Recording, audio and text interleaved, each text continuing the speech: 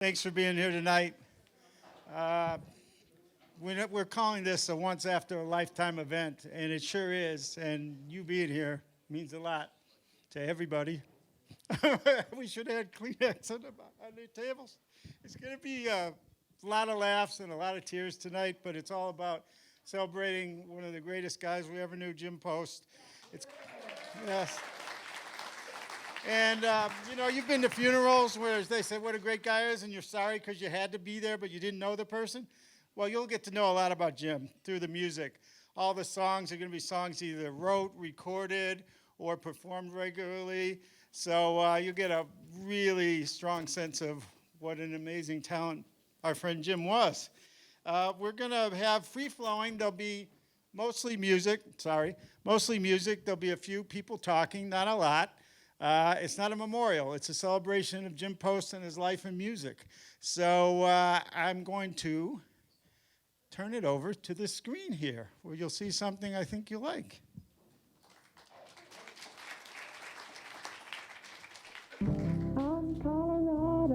It was 1972 when we arrived at the Earl of Old Town to film Jim Post with the Underground News crew.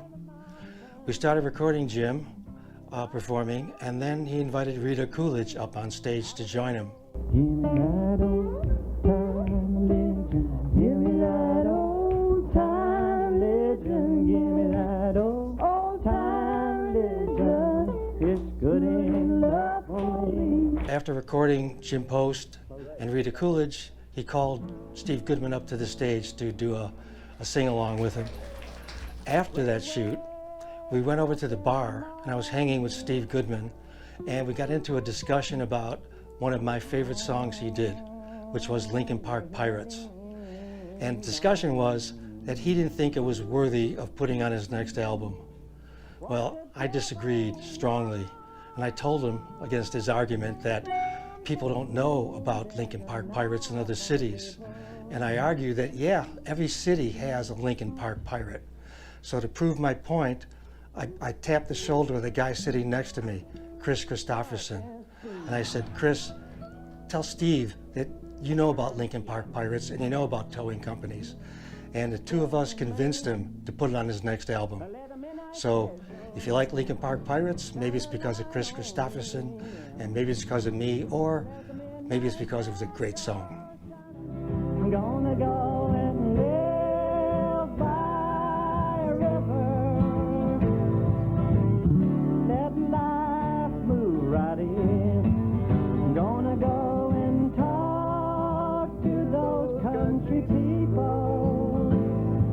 Live out with the trees. I'm gonna go and live by a river until my soul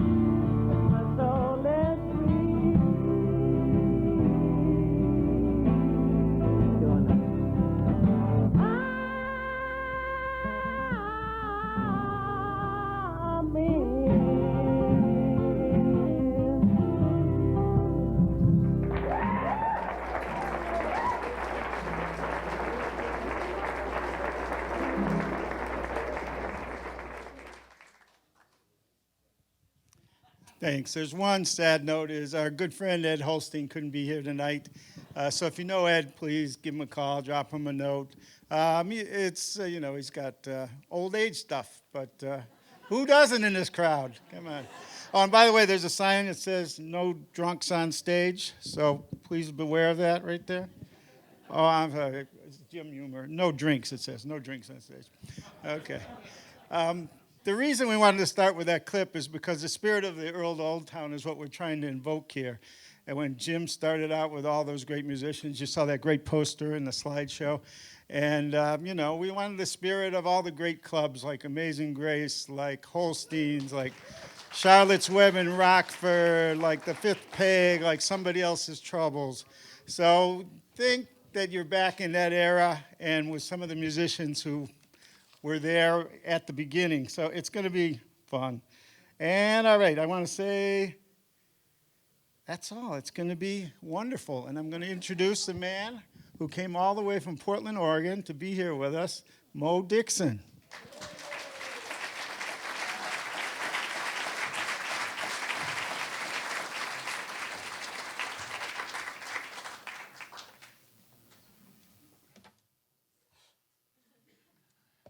Somehow I can't look up and think he's looking down at me. Oh, this is wonderful, wonderful, wonderful.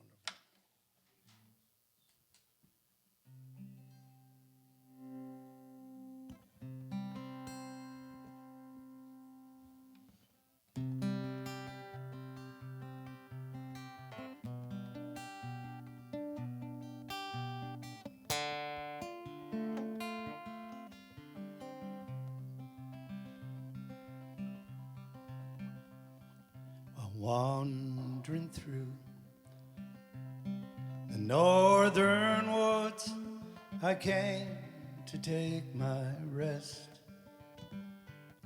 Amongst a grove of graceful birch, I did lay my head,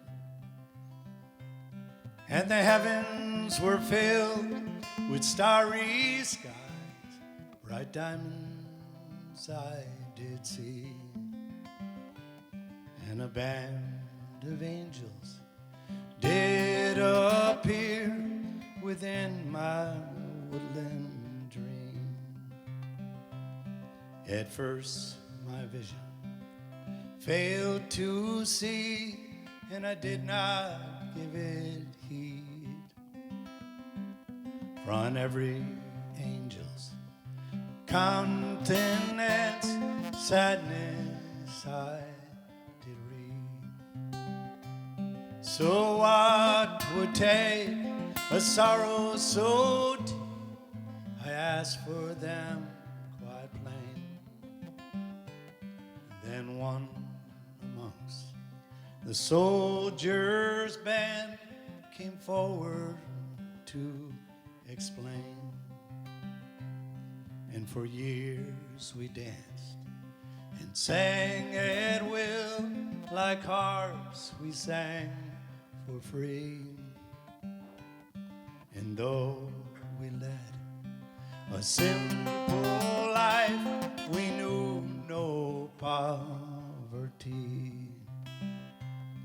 So won't you play for us, my friend? Won't you spare us one short tune,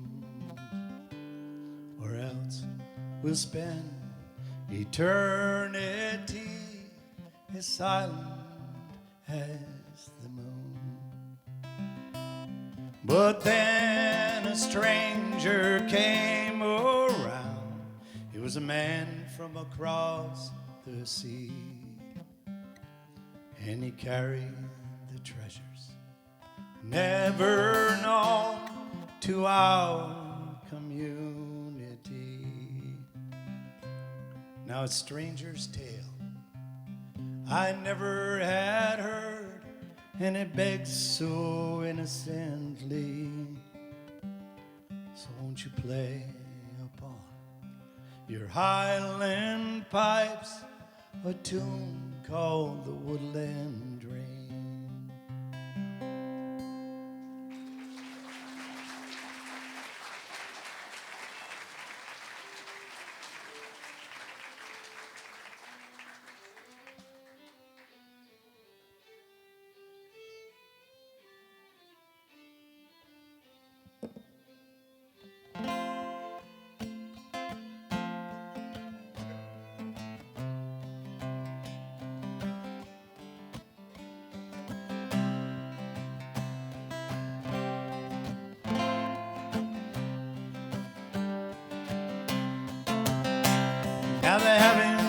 became alive with the sounds of angels' harmonies.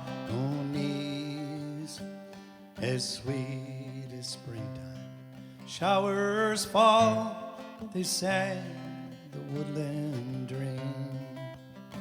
And the heavens became alive with the sound of angels' harmony. As sure as springtime's showers fall, they sang the woodland dream.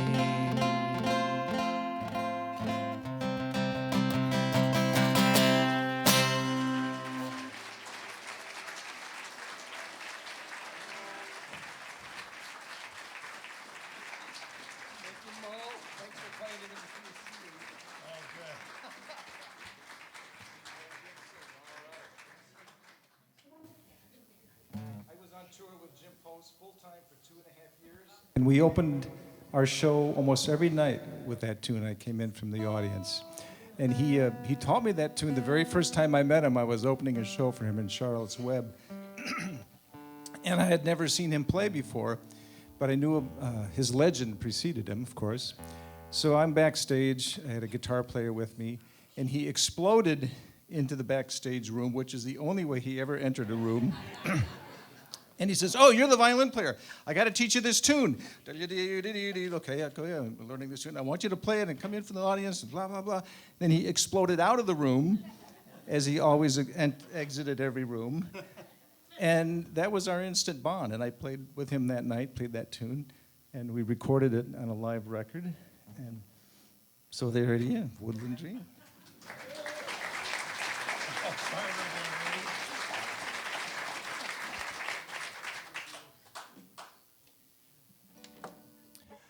I think it's so groovy now that we have all gotten together here tonight. I think it's wonderful. I think it's wonderful and how we've all finally got together to celebrate the music of Jim Post. Long before any of the people on this stage certainly knew his name or had played with him or had any contact with Jim, he had a hit song called Reach Out in the Darkness or Reach Out of the Darkness, depending on which cover you're looking at. I bought this little paperback book when I was in 8th grade. It's pop rock lyrics. And in here we have the music of Otis Redding, Jimi Hendrix, The Doors, The Byrds. Oh, and Friend and Lover here, and the lyrics to Reach Out in the Darkness. I did not know when I was in 8th grade that eventually I would play with this guy, Jim Post. Didn't even know his name then, Friend and Lover. We didn't know which one he was. And I didn't know for quite some time after I had met him and started playing with him that he had written that song. It wasn't something that he performed very often. I don't remember ever playing the tune with him at a show. But we're going to sing it tonight. So I introduce Howard Levy, Don Farris, Ann Hills, Richard Pinney,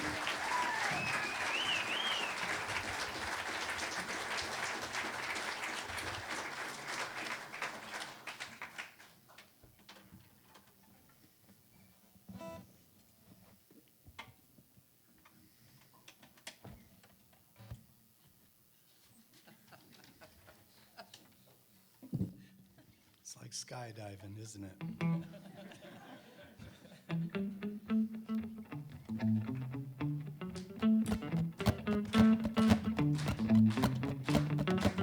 I think it's so groovy now that people are finally getting together. Think it's wonderful and how that people are finally getting together. Think it's so groovy now that people are finally getting together. Think it's wonderful and how that people are finally getting together.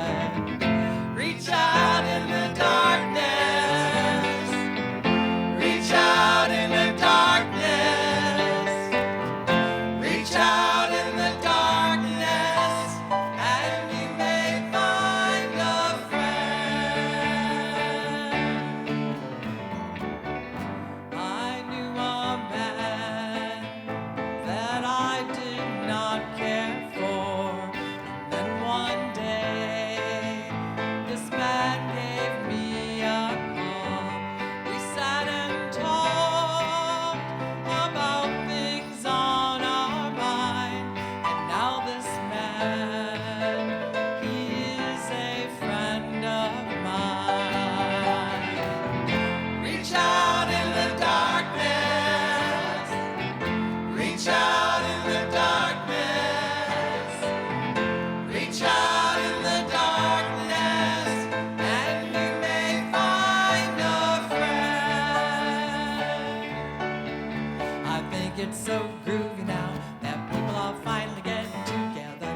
it's wonderful and how that people are finally getting together. I think it's so groovy now that people are finally getting together. I think it's wonderful and how that people are finally getting together. Don't be afraid of love. Don't be afraid. Don't be afraid. Don't be afraid to love. Everybody needs a little love. Everybody needs somebody they can be thinking of. Reach out in the darkness. Reach out in the darkness. Reach out in the darkness, and you may find a friend. Everybody, I think it's so groovy now that people are finally getting together. I think it's wonderful and how that people are finally getting together. I think it's so groovy now that people are finally getting together. I think it's wonderful and how that people are finally getting together. I think it's so groovy now. Don Farris.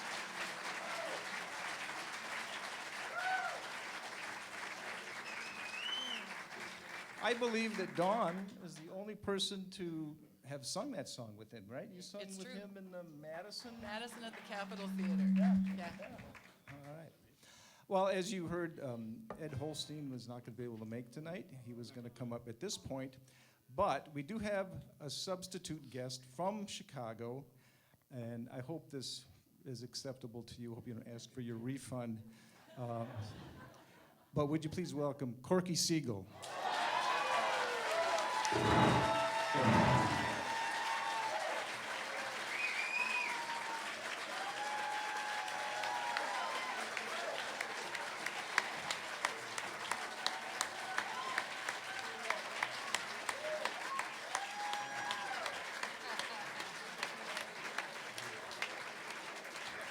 Corky was part of the Chicago milieu where Jim Post landed after his time in San Francisco and his overnight stardom as a friend and lover. So he appeared in Chicago as Jim Post, and you were probably here to welcome him. You probably handed him the key to the city, showed him the ropes, introduced him to the right people, and you're responsible or to blame for some of his success.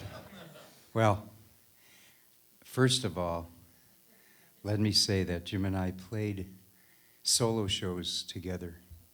Him solo, me solo. Ah! And there he is, Jeff Beamsley, who would say, from Amazing Grace. And Jeff told me that he used to book Jim Post and me together all the time. Very rarely not together. Yeah. And Thanksgiving shows? That too. So for me, and I tell everybody this, Jim was the best performer I have ever known.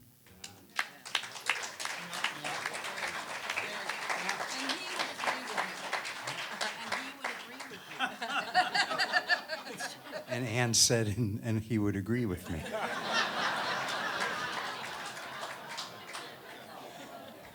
So, Jim was wonderful to hang with, to be with for 5 minutes.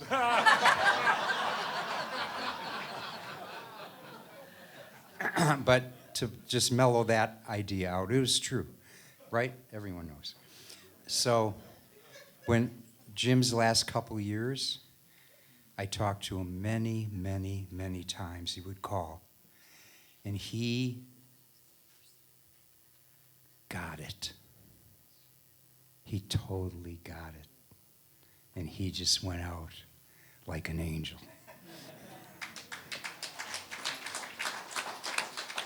But I wanted to tell the story of Randy and Megan McDonough. I hope you didn't tell it already. So I was doing a show with Randy and Megan. And Megan said to Randy, what was it like to tour with Jim Post for 5 years? And I immediately answered the question, post-traumatic stress disorder.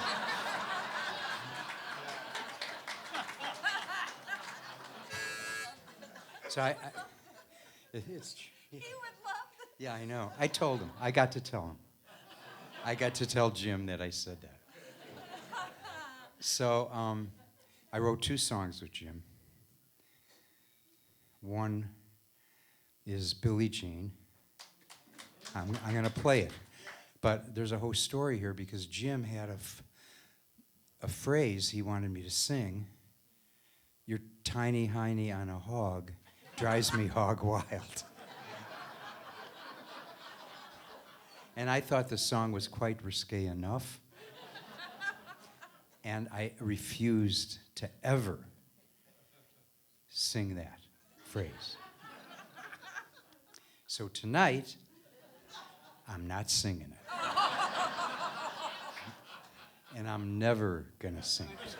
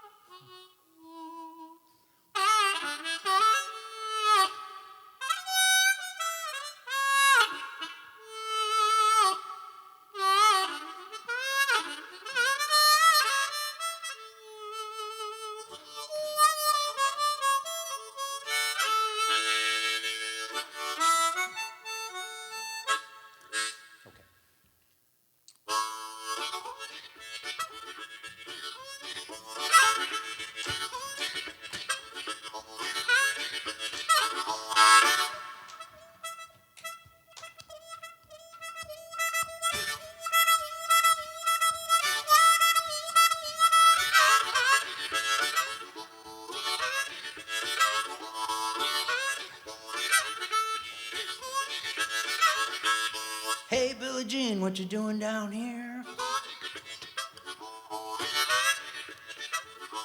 Stomping your feet or chuck-a-lucking your beer. Now, I've been trying all week long. I've been just getting ready to go back home.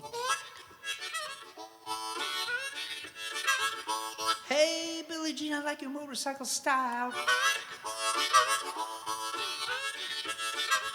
Your tiny hiney on a hog drives me hog wild.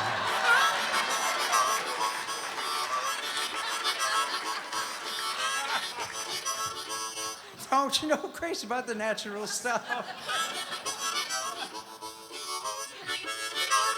You don't act like a lady, but you know how to love.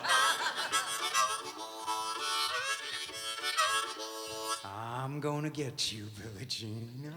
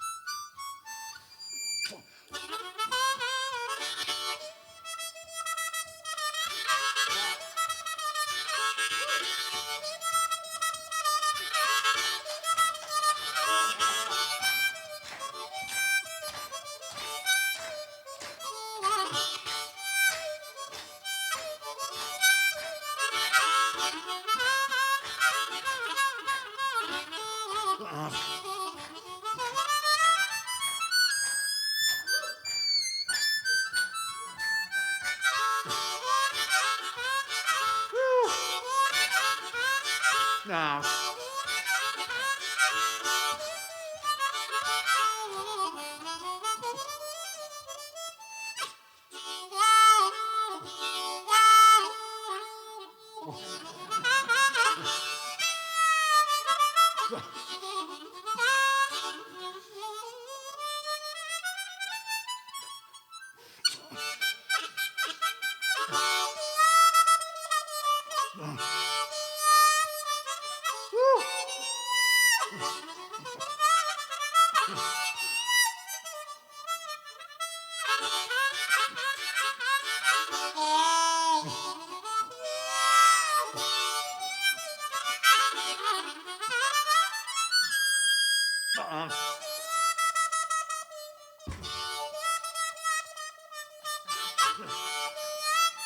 No.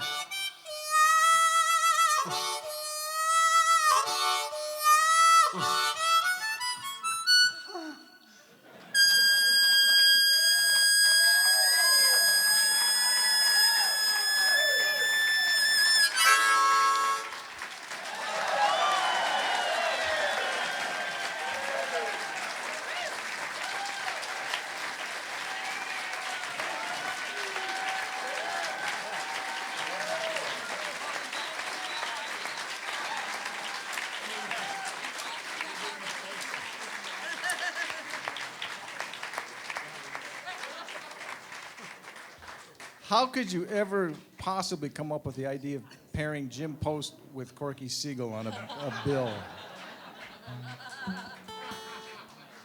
Can you believe that? They just keep topping each other. Well, we're all supposed to tell this story. So I met Jimmy when I was real young back east, and he was playing at this place. And at the time, I was kind of just a budding songwriter kid and gunslinging kid. And so I came up to him after a show, and I walked up, and I was just so nervous. I walked up, I said, Mr. Post, I really enjoyed your music. And he said, why? He said, give me 10 reasons. 10, 9, 8, 7, 6, 5, 4, 3, 2. No, just give me one. And I said, oh my God. I said, well, you're really funny. And so that was my first meeting. And then years later, I was out and playing for all these different people and stuff, and we were doing a festival, and I was staying with these people that I barely knew in New Hampshire. And we were having breakfast, and the phone rang. It was when you had phones, landlines. And they said, Mo, there's somebody by the name of Jim Post on the line. I said, really? And I said, what does he want? I have no idea. So I picked up the phone. I said, hello? And he said, hi, this is he went, hi, this is Jim Post. He said, I really like to get together with you and, play some guitar. What do you think? And I said, why?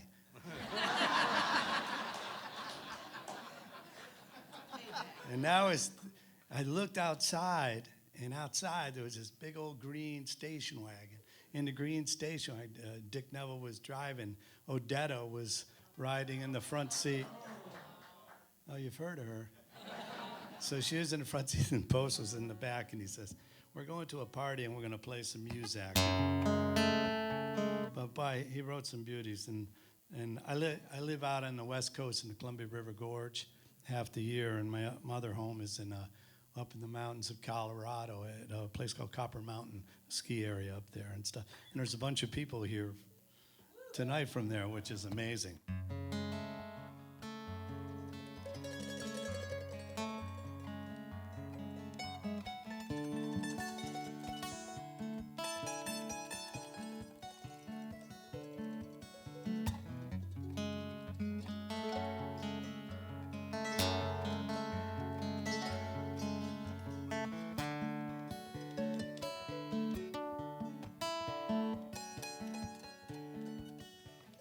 Colorado hit you with a gentle fist of wind.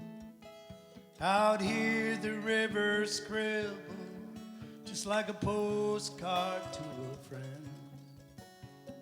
Boxcars passing by, color scotch taped to the sky. And it's one more day in Colorado.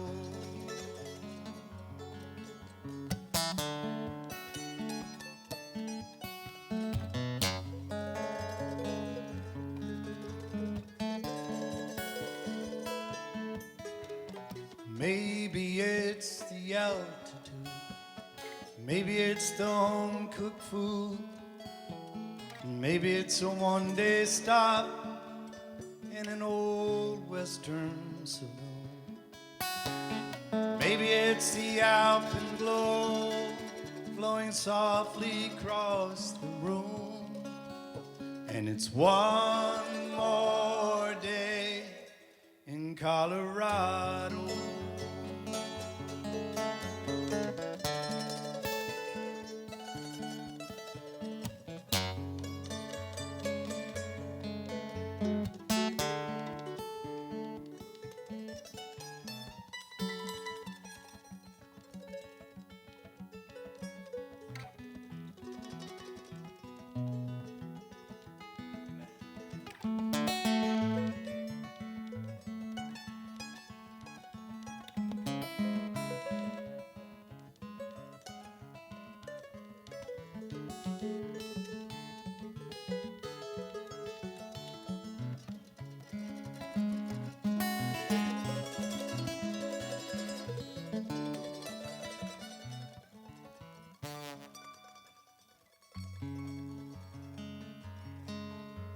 So Colorado hit you with his gentle fist to wind.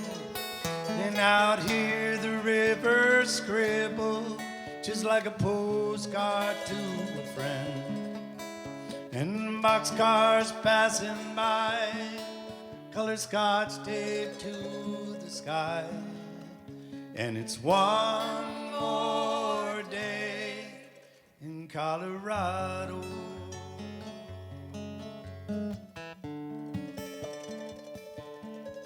In Colorado.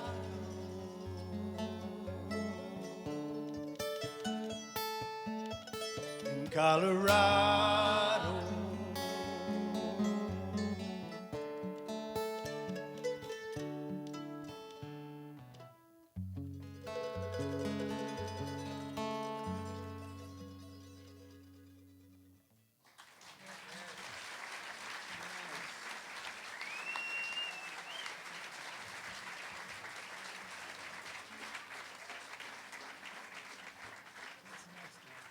There's two people I didn't introduce. One of them is very important. That's Randy Sabien. And Randy is our music director. He's the one who put together these great people. And man, are there any instruments you can't play? If you have a glockenspiel, please bring it to the stage. All right. Well, I first met Jim, and I didn't introduce myself. Richard Friedman, and thanks. Okay. So, I've met Jim about 30 years ago. He walked into my sort of office at the Organic Theater on Clark Street near Wrigley Field. Yeah, thanks, yeah, some of us remember it. And he said, I'm doing my show, Galena Rose, down at the Lyric Opera House. They had a small theater there called the Civic Theater, I believe, and it would run for over a year and a half. And I just said, sure, who doesn't want a hit show ready to make? And we had a little theater of about 90 seats. We called it the Greenhouse. It was kind of new construction up on the second floor of this big warehouse-style building. And it was such a big hit, we had to move it to the bigger theater, which had 300 seats, and we just ran it and ran it. But Jim came up with this great idea that he loved kids' music, and he wrote a whole bunch of songs, and he said, we're going to do a show every Saturday morning called the Cookie Crumb Club. So he'd come in from off stage, and he was playing his guitar and saying, I'm looking for kids, I'm looking for kids. It was hilarious. Jim used to play all our kids' birthday parties, and one time I was dressed up as a pirate, and he said, man, you sure are a fat pirate. And I've produced shows by Jim in Evanston, Skokie, Grays Lake, Munster, Indiana, Chicago, and he once said to me, Richard, why don't you get fired more often so I could work at another theater? And I accommodated him as best I could. But no, Jim is a major part of our family, and you know, he's the kind of guy, if you passed the day and you didn't talk to Jim, you felt something was missing. And as many of you guys know, for Jim to work a phone was not an easy thing. So, you know, he didn't, you know, he had an iPhone, but it was, you know, it was worse than a flip phone, really. But anyway, so I wrote a few poems for Jim, and a few years back, Galena gave him the honor of Jim Post Day in Galena. So I wrote some haikus, and I'm going to read them for you. All right. We're gathered today to thank gods and spirits for Jim in our world. Very few who've met Jim will forget that day or time or wish they hadn't. Texas Kid Preacher, radio talent show win, set Jim on his path. Earl of Old Town born, Prime, Goodman, Colac, and Post, songs for the long haul. What kind of man can say he never punched a clock? He made his mark with art. Jim claimed he never had a real job. He was just a musician his whole life. Bard of Galena, the bewhiskered troubadour, spirit of the town. Believes in marriage. His mantra is no secret. I do, I do, I do. Galena Rose played the lyric.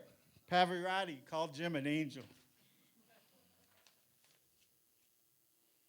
Highway 20 runs straight to Jimmy David's heart. The wind sings, Galena. No one hit wonder. Those in the know better. Groovy then and now.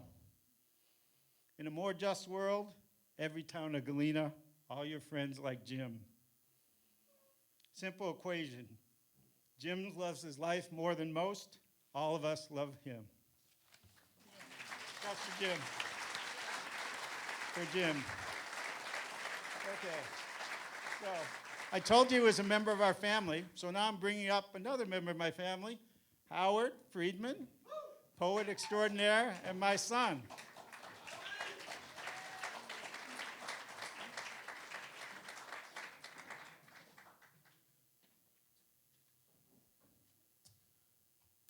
Hello, everyone. I'm Howard Friedman. Jim was my godfather, and I was very lucky to have that be the case. He loved life. He had an album called I Love Life with him with a giant mustache under a waterfall. So it just, everyone here is here because they either knew Jim personally or knew him through his music. So thank you for joining us. I'm going to share a poem that I feel has captured some of his spirit, because we all know that he loved life. It's called The King of Joy for Jim Post. Now, they don't normally crown a King of Joy. Usually the happy ones want nothing to do with politics. And frankly, there hasn't been one until now. Hard to believe, but it's true. But the happy need representation too. They need laws passed to make their lives better. More trees and less roads. More trees and less people. More people and more piano notes finding their way home. Though they sound good lost too. We sounded good lost too, but we decided it. We all got together and decided we needed a King of Joy. You were there, but maybe we weren't speaking loud enough. It's hard to speak to the whole world at once, but trust me, your interests are accounted for. Jimmy Boy David, Mark Twain, played with little Cherokee boys and got lost by the river. It seemed like it went on for days. He tried to stop it once. When he found out he couldn't, his whole life changed. He became a friend to nature, not one of those destroyers or a person who takes their thought balloon to a faraway place, away from all those people. No, he wanted to be right here. Little Jimmy David decided on that day, when he met that Cherokee boy, that he liked it here very much, and he was going to have you like it too. He stroked his mustache. He had a very long mustache for a young boy. Others did too, but they shaved them or hid in shame. But not Jimmy. He let his mustache flow like the river. And he gave respect to the rocks and the trees and the animals that he met. Man gave name to all the animals, but they weren't their actual names. Jimmy David knew a few of their real ones. Jimmy had a guitar full of crickets, and when people liked his music, he'd say, "That's not me, that's just the crickets." And he would play songs for the same Cherokee boy long after they parted ways, for times and times after he left him. People don't just leave, you know. He grew up and got married, and grew up and got married, and grew up and got married, and grew up and got married, because he had a lot of growing up to do, and a lot of marrying to do. But none of them really stuck. He liked the marrying just fine, he just didn't want to be grown up. I was talking about the King of Joy, but this isn't my story. It doesn't matter what I'm talking about. This is Jimmy's. And sometimes lies are warm as pillows, and sometimes the truth runs around like a bee, and you never get to it, if you ever wanted to in the first place. Jimmy loved all of us. He told me as such. Jimmy loves you now, and he thinks his love's as good as any of those big loves on TV, or those fancy loves at the farmer's market. We love you, Jimmy. You saw the river in all of us. Each one of us another opportunity to play. You're the King of Joy, but we are when we're with you. Thank you.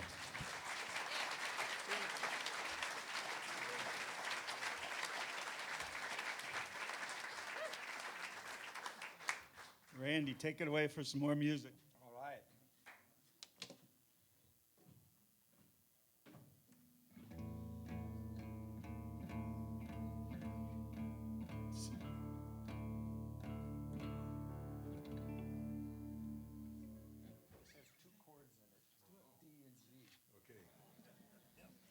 So the song that Mo played before the break, One More Day in Colorado, is from, I think, my favorite Post album that I'm not on, Colorado Exile. And he told me that he had been here in Chicago in 1968 and seen what was going on. And he felt he needed to go somewhere else. He went to Colorado and he wrote all that music. This is another tune from that record, very much in the folk music style of Woody Guthrie, the Weavers, Pete Seeger, and I wrote a verse to update it, and I think he would appreciate it.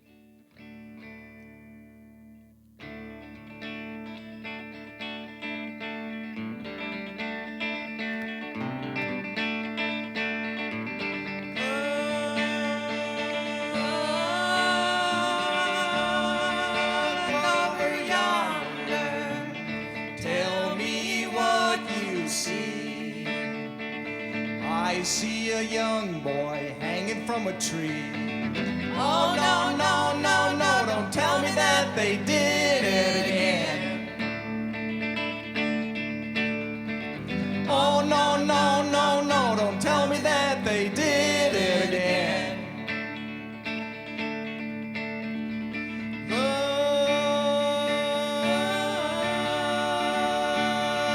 Look over yonder. Tell me what you see. I see a young girl dying to be free. Oh, no, no, no, no, don't tell me that they did it again. Oh, no, no, no, no, don't tell me that they did it again.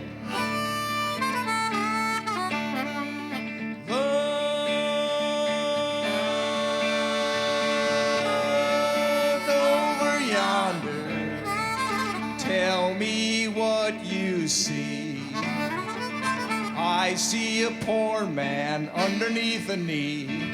Oh, no, no, no, no, don't tell me that they did it again. Oh, no, no, no, no, don't tell me that they did it again.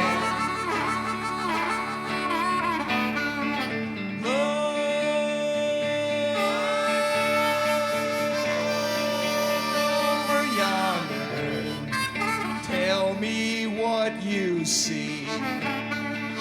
I can't tell you they're coming after me.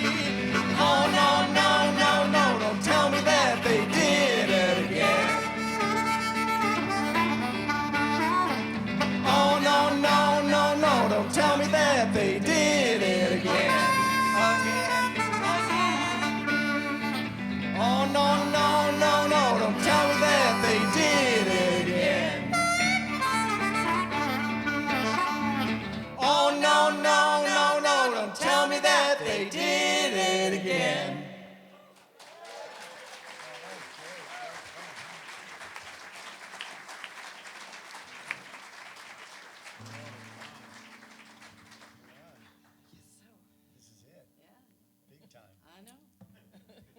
I had the pleasure of producing this record here at Studio Media in Evanston. We recorded it right here.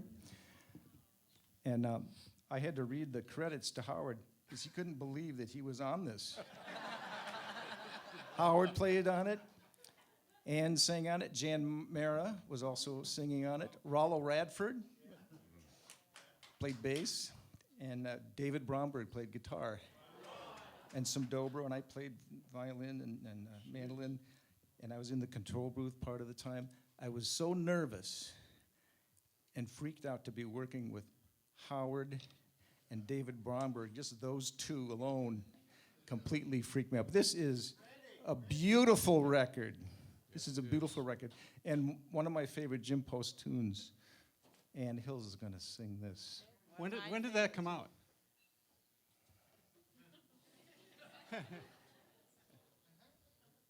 $1987. Wow. It was a very good year. When records were records. I like the one with the goose. Where he's sitting. I was there for that one there. It's like, what are you going to do with that goose, Jimmy? We're going to take a picture. It's going to be on an album. You know?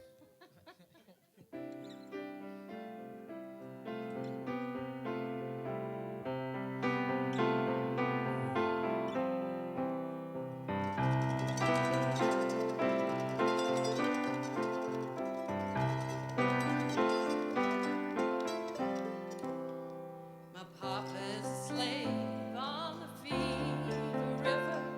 He works all day in the burning sun, loading the wood until the red hot smelter. He's so tired when the work is done.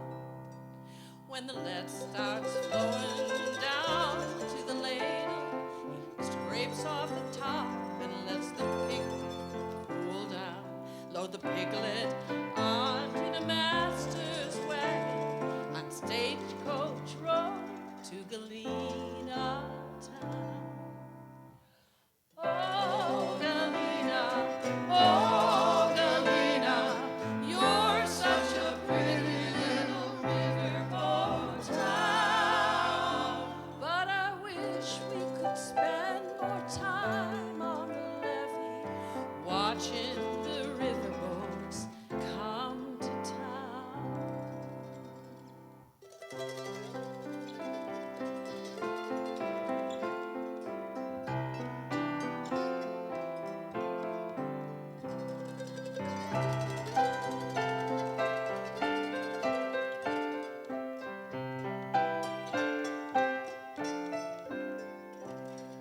Now a slave is only worth what his back can carry. So I guess my papa's worth about half of the world.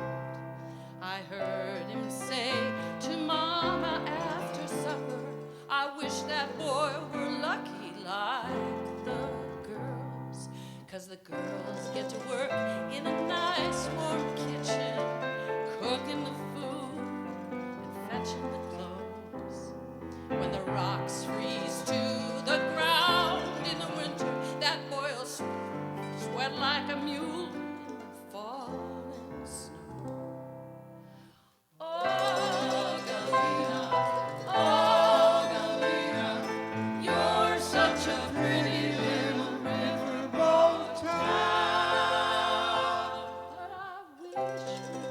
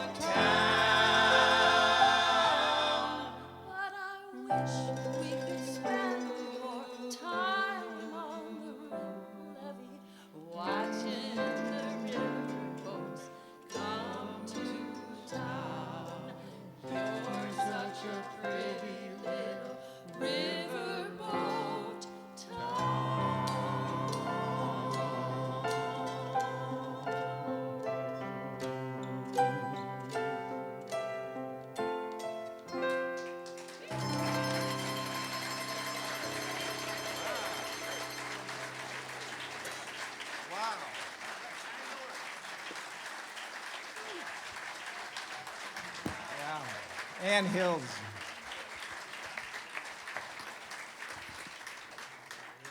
Every town should be so lucky as to have somebody write a song about their town that is as beautiful as that. That's such a great song.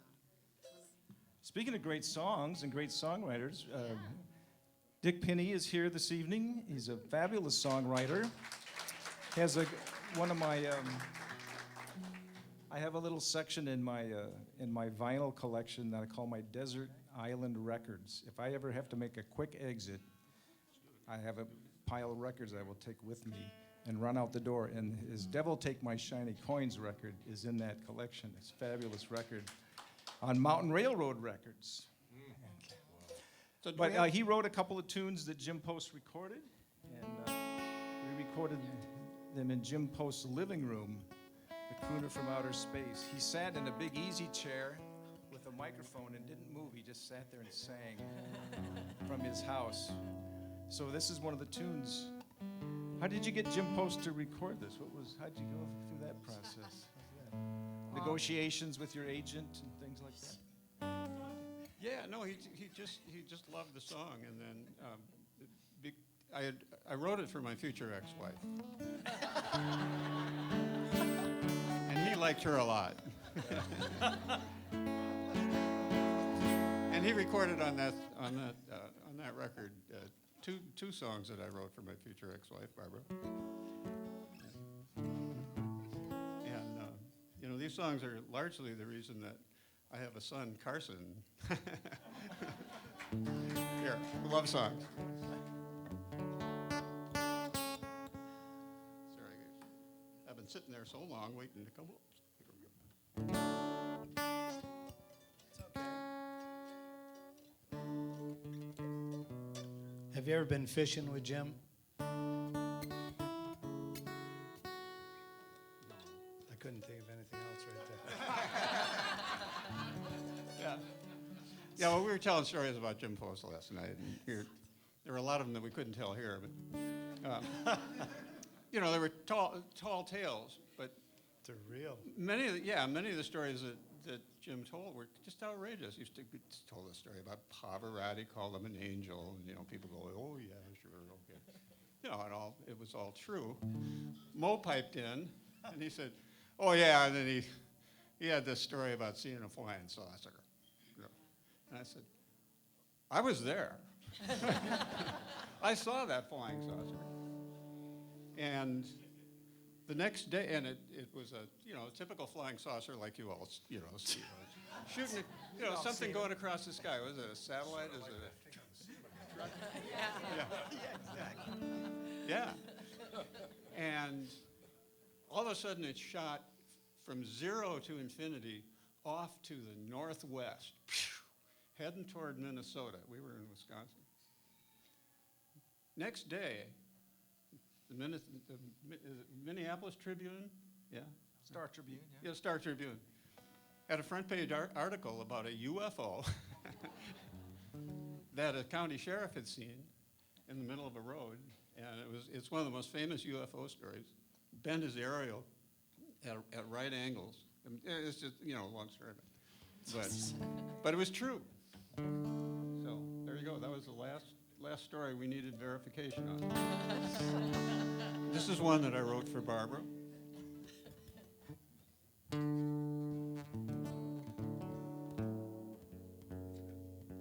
get it right.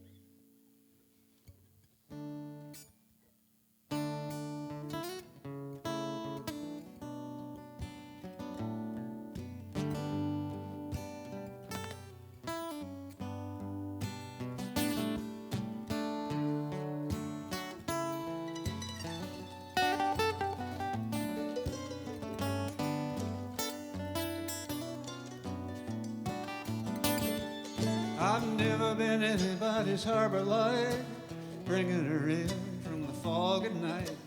Never been a light, but I might be yours. I've never been anybody's telescope, look to the future and give a hope. Never been a telescope, but I might be yours. Yours, I've never been anybody's final landing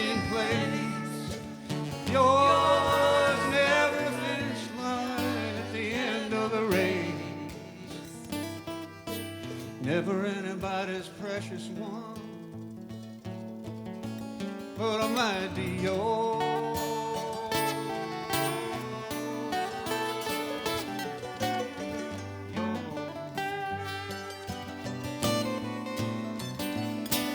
I've never been anybody's ticket to the top, keeping it cool when the road gets hot. Never been a ticket that might be yours. I've never been anybody's easy street.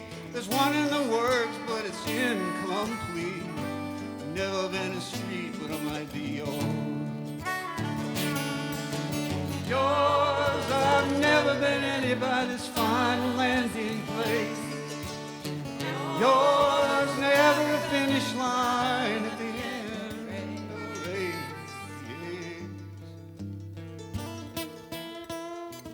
Never anybody's perfect one, but I might be yours.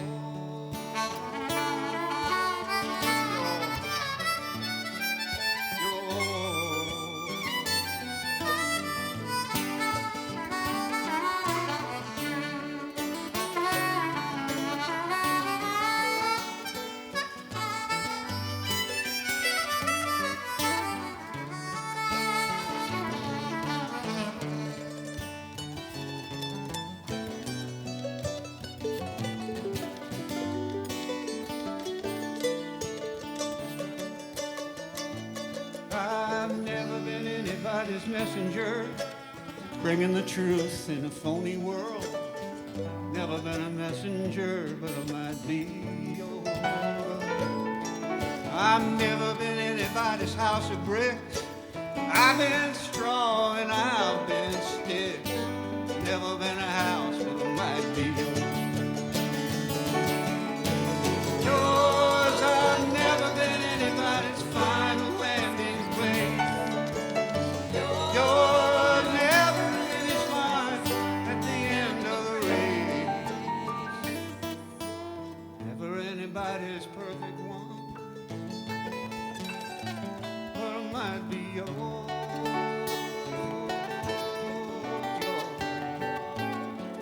Yours.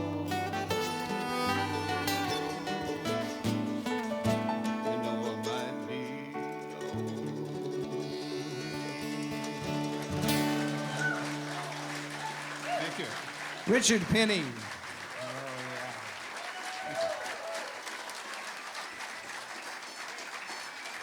Thank you so much. What? Sit down. Oh, okay, thank you. He's not just a genius songwriter, singer, performer, but he's a great graphic artist. See that beautiful poster? One of the best I've ever seen. Dick Pinney, he came up with the idea of a night without Jim Post, and he created this great poster. And guess what? They're for sale, and all the funds go to the Musicians Fund that this is a benefit for. So see Darlene over by the bar. She's right there. $10 only. What a deal. You can't go to a rock show. It's $50 for a poster. You want a Taylor Swift poster? $65. Just $10. And we had them sign a select few. Those are only 25. So anyway, okay. I got to thank a lot of people, and this is not going to take that long, but it's well worth the effort.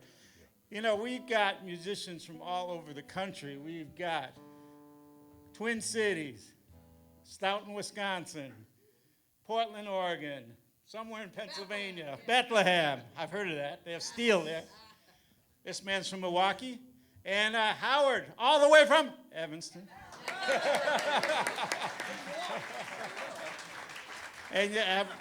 And Corky's the king of Rogers Park. Okay. So, thanks to them. I'd like to thank the two people who really made this happen. If you ask me, my wife Darlene Pearlstein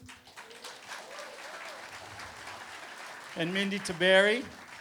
Every time I came up with a dumb idea, they were there to say, that's stupid.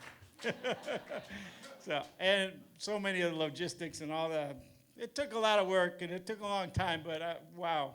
Is there any place any of you would rather be than here right now? Not me. Okay. Space, wonderful place. What a great venue. Thank you. Great staff. Craig Golden, when I was at Organic Theater, he walked into the building one day and he said, "Can I buy your building?" And Sarah Farr was there. And we'd been friends for a long time. And when I said, he knew Jim, and he said, "Yeah, sure, you can do it here at Space." And of course, Jim had played here. They did the Amazing Grace reunion here. Jim played. It's a perfect place. Davis Inman, the manager. Dan Glomsky, what a sound guy. What a production guy. Thank you, Dan. Rosemary, marketing guru. I mean, just wonderful place, and we're so happy we're here. Thanks to you guys. Thanks to all you guys. Okay, then I got to tell you, this is being recorded. You see all those cameras? This is not an iPhone shoot. This is like Jonathan Demme or Martin Scorsese production. You've seen The Last Waltz. You've seen Heart of Gold. Well, wait till you see this. So Mark Holtzman at the controls. National Video Documenters, assisted by my friend Mike Humphreys and some of his students from Columbia College. So give him a lot of love. He's on strike right now. So, what can I tell you? It's tough out there. But thank you so much, Mark. And here's the deal. There's a little sign-up sheet. Put your email on that, and then we'll make sure to send you the link when the video's ready to be seen. And wouldn't you like the whole world to see this show? I sure would. So, it's not going to cost anything. It's going to be free for everyone to see the genius of these musicians and Jim's work. Okay? Lastly, I want to say that there's a lot of people I know here, but there's some really important people. If you're a member of Jim's family, extended or nuclear, please stand up. All right, come on.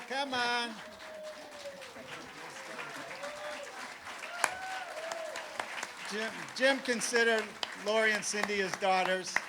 When Jim was in the, we'll call it a residential place in Dubuque, Lori was there for him. Cindy lives in Florida. She came in constantly to help Jim. You guys you're angels like Jim.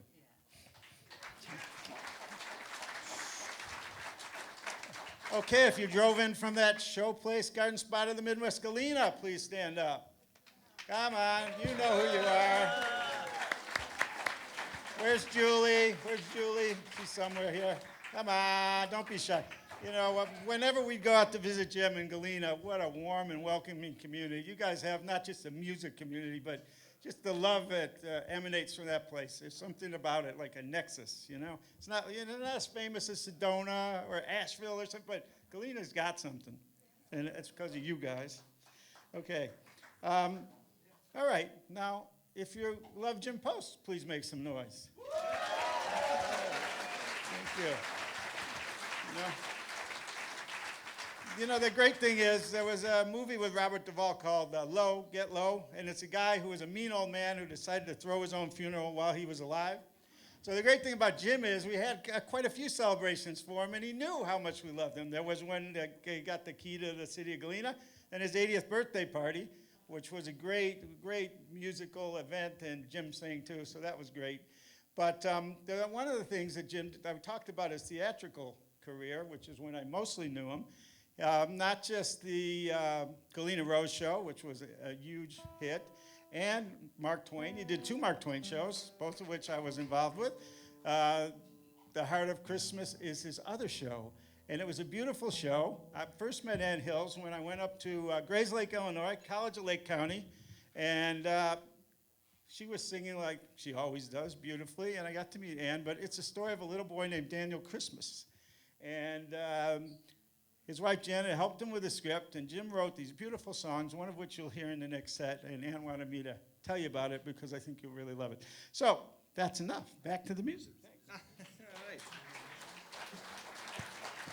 All right.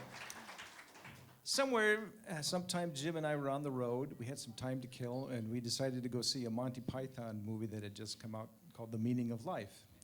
And one of the scenes, I'm sure you're aware of it, Eric Idle pops out of a refrigerator in the kitchen and sings the Universe song. And I told Jim, I said, Jim, that would be a great song for you. So we went back the next day, watched it again, and brought a cassette recorder with us. And when it came to that song, we pressed record. He came back and learned the song, and he eventually recorded it. It was a big hit. Don Farris is going to sing it, and he also attached one of his original songs to it called Lighten Up. And so Don had quite a bit of exposure with Jim Post. You were working for Mountain Railroad Records. Yes, I did, in the very early days. And what was your role at that record I company? was the booking agent for the record company. Yes, that was a challenge. Let's see, did anybody know who a lot of those people were? No. So, it was fun. All right, here's the Universe song, Don Farris. All right. When life gets you down, Mrs. Brown, and times are hard and tough, and people are stupid, obnoxious, and daft, and you feel like you've had quite enough, just remember that you're standing on a planet that's evolving, revolving at 900 miles an hour. It's orbiting at 90 miles a second, so it's reckoned round the sun, the source for all our power. The sun and you and me and all the stars that we can see are moving at 1,000,000 miles a day in an outer spiral orbit 40,000 miles an hour in the galaxy we call the Milky Way. Now the galaxy itself contains 100 billion stars. It's 100 million light years side from side. It bulges in the middle 16,000 light years thick, but out by us it's just 3,000 light years wide. We're 30,000 light years from galactic central point. We go round every 200 million years. And our galaxy is only one of millions and billions in this amazing and expanding universe. So the universe itself keeps on expanding and expanding in every direction it can whirl. Woo! As fast as it can go, the speed of light, 12 million miles a minute, and that's the fastest speed there is. So remember, when you're feeling very small and insecure, how amazingly unlikely was your birth, and pray that there's intelligent life somewhere up above, 'cause there isn't much down here on Earth. Yeah. So, you might as well lighten up. There are stars in the sky. Lighten up. It's a good question, why? But you don't know the answer, and neither do I. So, meanwhile, let's just all lighten up. And remember that you're standing on a planet that's evolving, revolving at 900 miles an hour. It's orbiting at 90 miles a second, so we reckon around the sun that is a source for all our power. The sun and you and me and all the stars that we can see are moving at 1,000,000 miles a day in an outer spiral orbit 40,000 miles an hour in the galaxy we call the Milky Way. In an outer spiral orbit 40,000 miles an hour in the galaxy we call the Milky Way.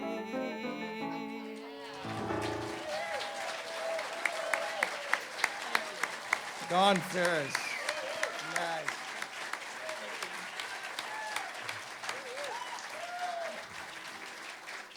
I was playing at this club in Eau Claire, Wisconsin called The Joint. And Jim closed the first set with that. And I used to play guitar with him, and he would do it, he would just sing. Then at the end, I would stop and he would sing Lighten Up. And he'd go out into the audience and he'd started singing it in various styles.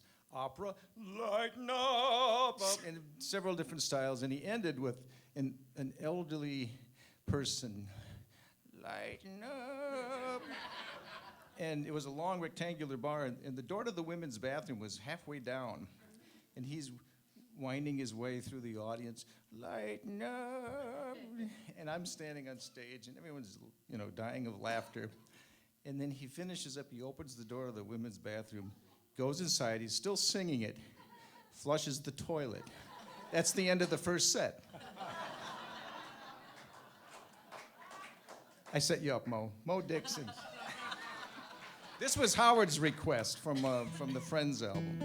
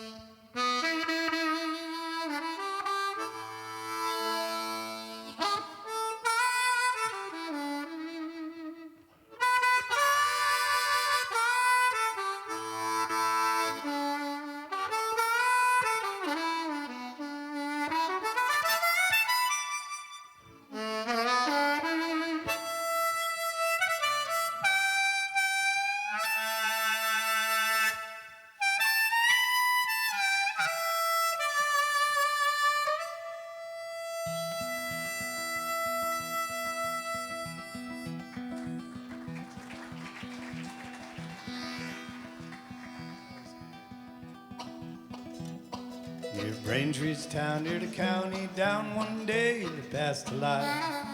Down a boarding green came a fine Colleen, smiled as she passed me by. And she looked so sweet, and her two bare feet to the sheen of her nut brown hair. Such a winsome elf, I pinched myself to see I was standing there. Near Brinery Bay to the Terry Gay, from Galloway to Dublin town. No maid I've seen like the brown Colleen I met in the county down.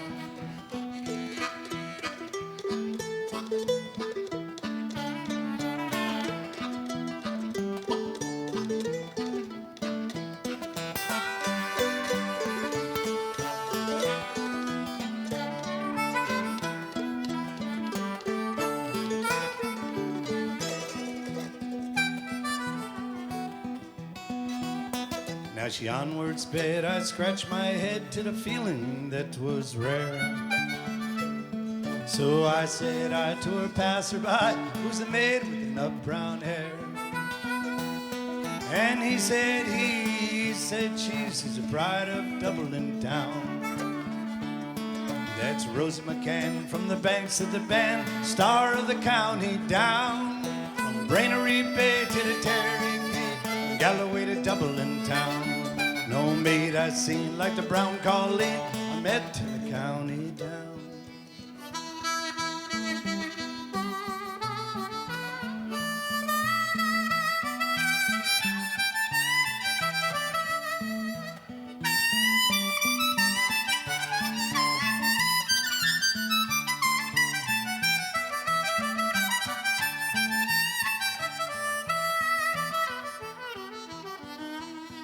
Now I traveled a bit, but I never been hit since my roving career began.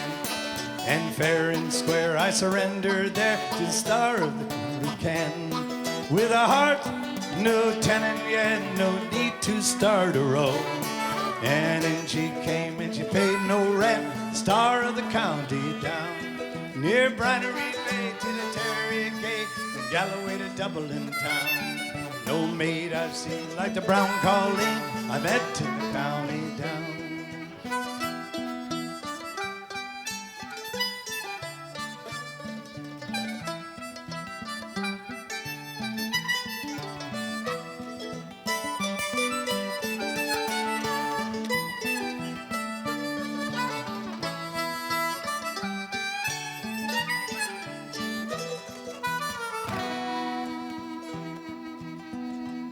And at the harvest fair she'd surely be there, and I'll dress in my Sunday clothes, with my shoes shine bright and me hand cocked right for a smile from the nut brown rose.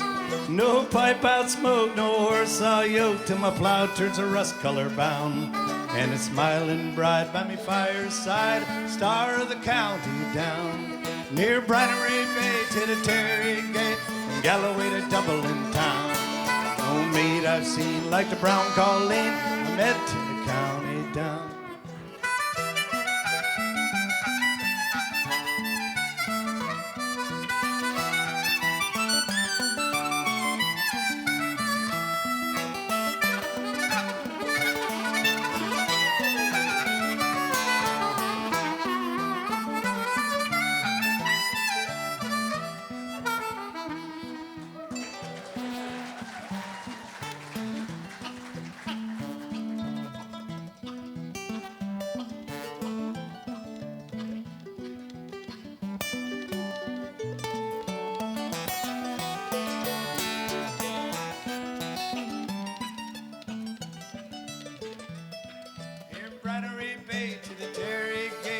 from Galloway to Dublin town. No maid I seen like the brown Colleen that I met in the county down.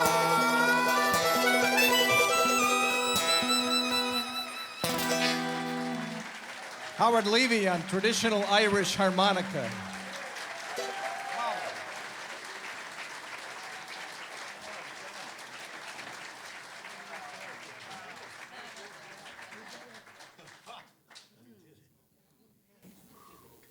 I'm really glad I got my grandson a harmonica. First, I got him a drum. I love being irritating to my daughter. Piano. So the story in Heart of Christmas really is about finding compassion in our hearts and treating each other with kindness, which, you know, Jim had many people who treated him that way, and he treated people with such joy. So I thought it'd be nice to do the Heart of Christmas, and then Randy and I'll do a rather humorous song. But when the mother gives birth to their baby boy, she wants to name him Christmas because he was born on Christmas Day, so it's Daniel Christmas Cunningham. Okay, and this is how he opened the show, The Heart of Christmas.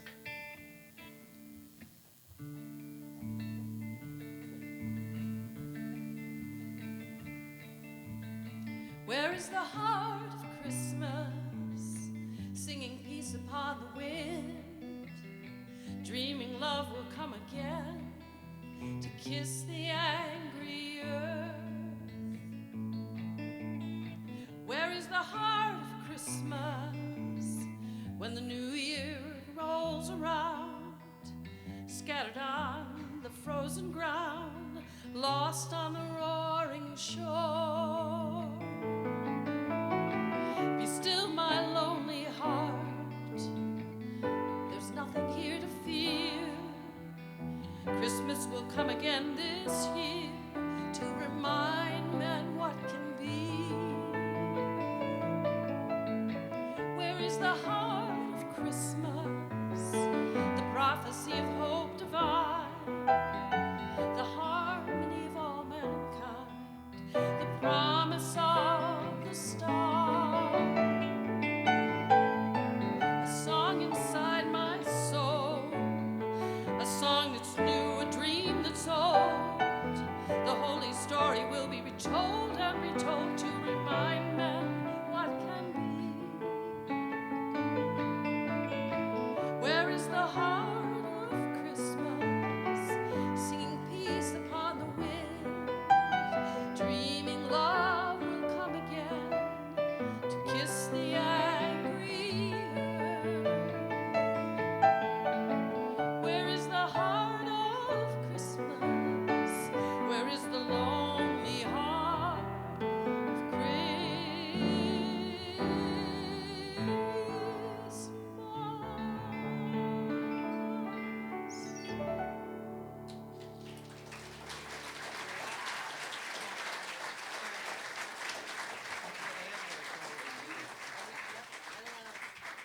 I could sit on your lap and do it. That might be fun. That might be even more hilarious.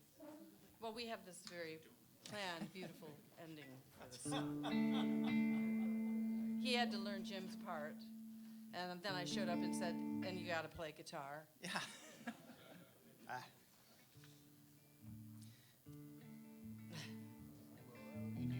You feeling masculine? Oh, yeah. Okay, good. I'll try to be very feminine. I'll do my very best, honey. When he grows up, he's gonna be a man among men. My boy, When he grows up, he's gonna be a man among men. my boy. He'll be brighter than bright, strong as a bull, fast as a whip. He's gonna rip right into life. A tornado, a thunderstorm, lightning up on top of Horseshoe Mound. My boy, when he grows up, he's gonna be a man among men. My boy, my boy.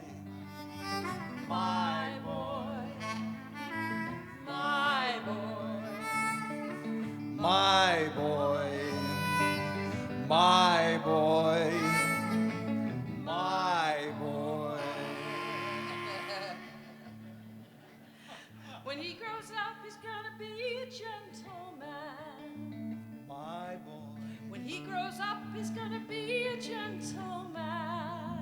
my boy, The heart of Christmas, hope and peace, beating every day and every night in a war room on a winter's night, waiting for the promise of the sun. My boy. When he grows up, he's gonna be a gentleman. My boy, my boy, my boy, my boy, my boy, my boy, my boy.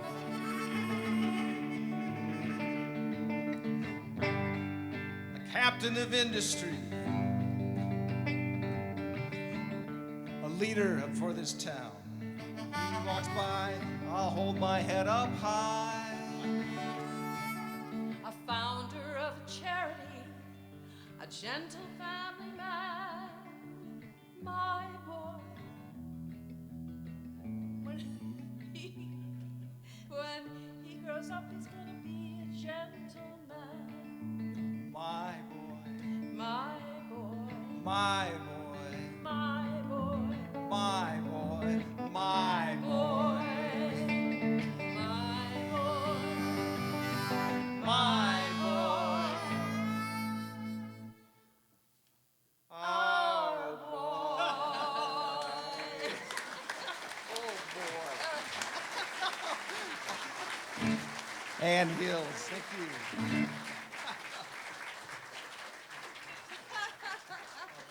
That was so corny. So corny. But great. Well, you know, Rockford, Illinois is, you didn't know this, is a great cultural center. It has brought us two amazing things. The group Cheap Trick and J.R. Sullivan, who's going to be our next speaker. J.R. ran a great theater there called New American Theater, and he also was seminal in starting a great Charlotte's Web Club. He went on to direct in New York. When I was at Northlight Theater, he directed a show for us. He's still working. He's a very young man, though. But anyway, we thought we'd love to hear some of the stories that Jim will tell us about Rockford with Jim. All right.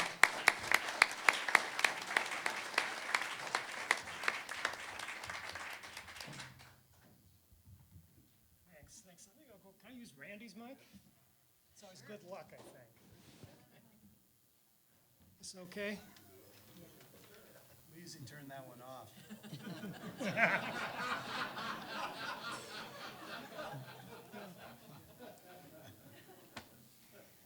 Well, at a gathering, a celebration like this, you think it good to start with something amusing. I asked around some, and then I called Bill Howard in Rockford. Stephen Powers, Karen Howard, and Bill had been the miracle workers who began the Charlotte's Web Music Club along with my theater. We were all in a, We were all in a converted synagogue in downtown Rockford. The Web on the ground floor and New American Theater upstairs. It's how I came to know Jim in the 1970s. Oh, those days and nights. I first saw and heard Ed Holstein, Bonnie Kolak, Corky Siegel, Gamble Rogers, Megan McDonough, Tom Dundee, Utah Phillips, Rosalie Sorrells, and on, Steve Goodman. That's how I came to know and then work with Dick Pinney, who donned a 1940s styled wig to hide his 1973 hair and played Hap Lohman in Death of a Salesman for a few weeks after a gig downstairs. Great days, formative days, those salad days. Always running, always juggling shows and promos, always behind the eight ball for Stephen and Bill and Karen and me. and pretty much always happy. And it was then and there that I got to know that force of nature called Jim Post. Always putting up ideas, always ready to perform them, always performing, joyful. And I asked Bill Howard, who wishes he could be here, for a story or two coming from that time, something a close friend knows and could say. Jimmy David, yes. Bill seemed to reflect a short moment and then, well, I don't know if there's anything I could say now, but I was there for most of the events of his life back then. I know I went to 4 or 5 of his weddings. That's good. Thanks, Bill. That'll do. Stephen Powers talked to me at length about Jim, and Steve also sends his fond regards to his many friends who are here, going back to those web days. Stephen was deeply fond of Jim, spent much time with them, practically living together outside of Madison, Wisconsin for a while, near Stoughton, and later with his Mountain Railroad record label, putting out 2 of Jim's albums, Back on the Street Again and I Love My Life. And Stephen was part of the Crooner from Outer Space album, and the Who Could Forget It Freckles Records label, telling me they did most of that record in the living room, a house they shared for a time near Cambridge. It was Stephen who first got Jim to Rockford and Charlotte's Web. It starts with the Earl of O-Town, which we all revered as, well, the Emerald City. And Earl Pianki, the wizard. Steve was on the phone with Earl all the time, which is how those aforementioned names and many, many more came to be in Rockford, and how Jim Post first got to our town from Chicago and half the way to Galena, as it so happened. When Earl Pianki listed the singer-songwriter luminaries who might play the Web in Rockford and told Stephen, it's always Jim who packs the house and lights it up. And it always was. Apart from all that joy of Jim's, he could be Texas cantankerous. There's a Post story of Jim putting together a special performance in order to record one of his Galena shows. It might have been Galena Rose. And Jim had a piano in the mix. At some point late in this once-only show, it occurred to him that he wasn't hearing the piano in the monitor mix. And because this was before an audience with a scripted show, he felt he couldn't stop the thing. Now, this was a damn important recording. He was going to use it to promote his show and sell it around and about. After the show came down, Jim stormed on back to the sound guy's station, ranting and raving. You ruined the whole effing thing. Jim stormed and yelled and cursed on and on, while the sound guy rewound the tape, put the headphones on Jim, the playback proving the piano still there, just fine, in balance. Jim tore off the headphones and stomped off, still explosive. It's a good thing I'm wrong.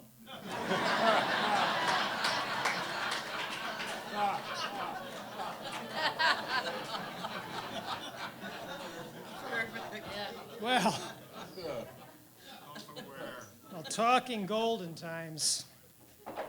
Golden was surely the Galena time for Jim, and those 3 great shows of his, among the others, Galena Rose, Mark Twain, and the Laughing River, and how whiskey won the West.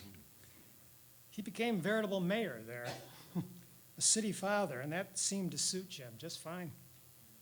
These shows seemed to tumble out of him, ready-made for the stage. I'm told the seed for the Twain show was planted when someone casually mentioned to Jim that with his handlebar mustache, he looked like Mark Twain. And so he wrote a whole show and all those songs to back that up. For many years, I'd gone back home to Rockford to do an annual Christmas time show, returning this year, in fact. Stories, music, comedy, not unlike Garrison Keillor's old public radio show. Randy Sabien and Megan McDonough have long been parts of it. Well, once, so was Jim. I told Jim he had the end of Act 1 to himself. Now, it was already a long show, a lot of parts to it, but Jim would have a big chunk of the time, 15 minutes. Jim agreed. We rehearsed. Our first night, before a big crowd, he bounded on stage and would not leave it. 15 minutes turned into 40. The crowd loved him, naturally. As Earl Pianki said, he lights it up. It's just that we had Act 2 still to come. I coaxed him off the stage at long last, and Jim apologized, said it was hard to leave the crowd as he and they were all having such a good time. And they were, too, all true. And he promised, Jim did, that he'd do better the next night. He did do better. He played 45 minutes.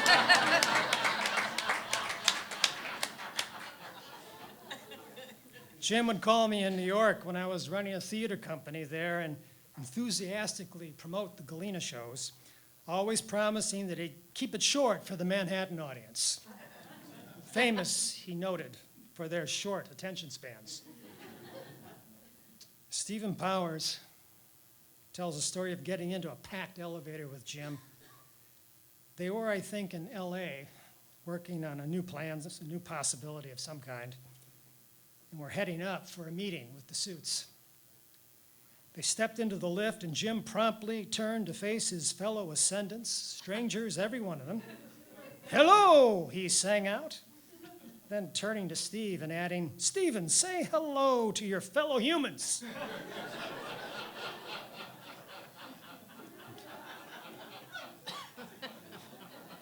Neutral faces, grim faces, all changed to smiles.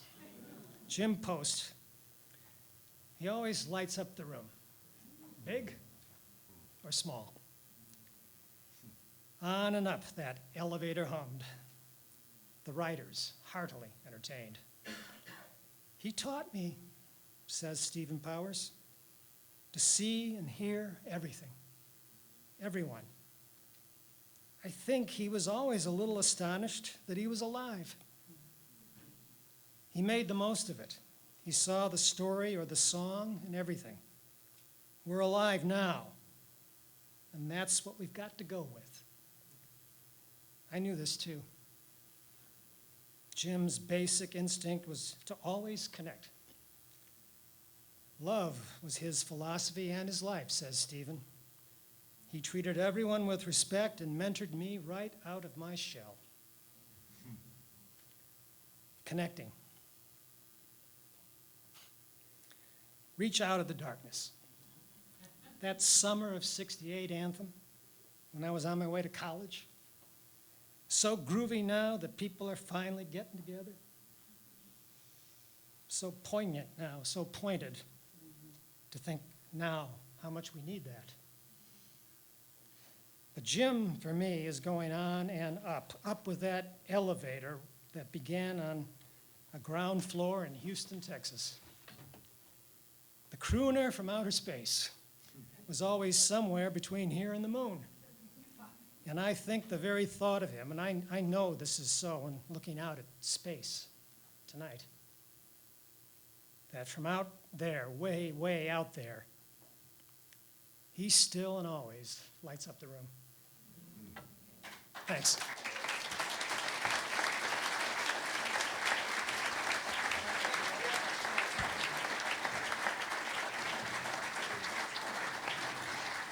Thank you, Jim.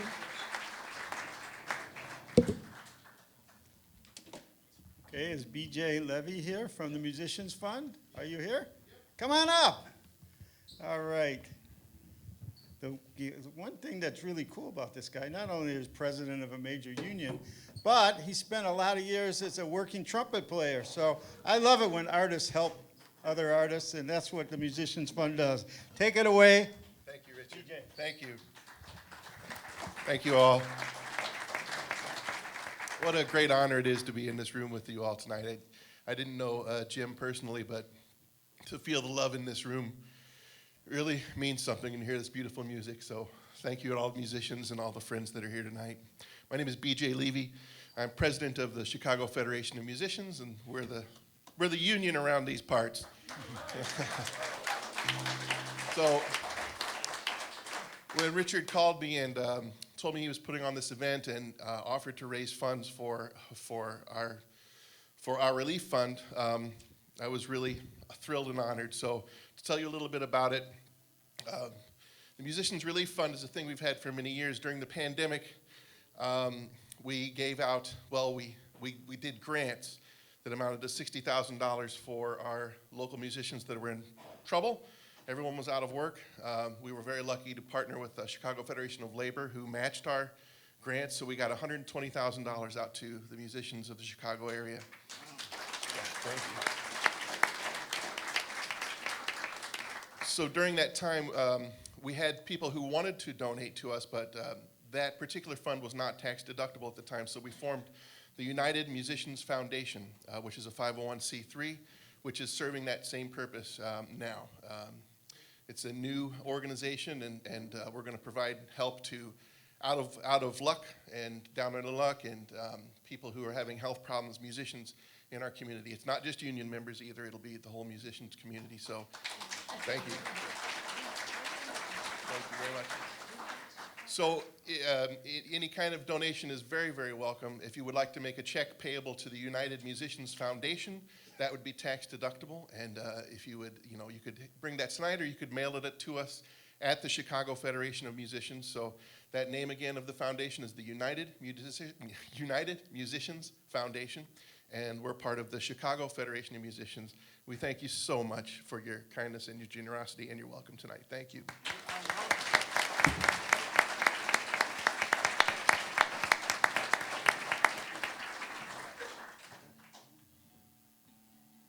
Randy, I wish he'd brought his horn with him.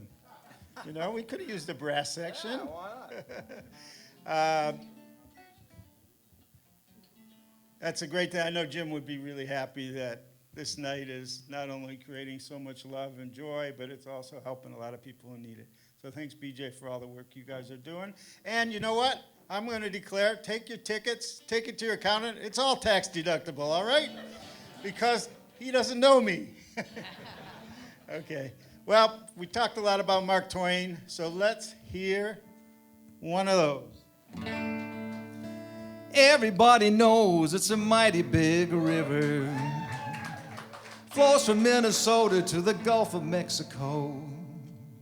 Drinks the Alleghenies and the mighty Rocky Mountains.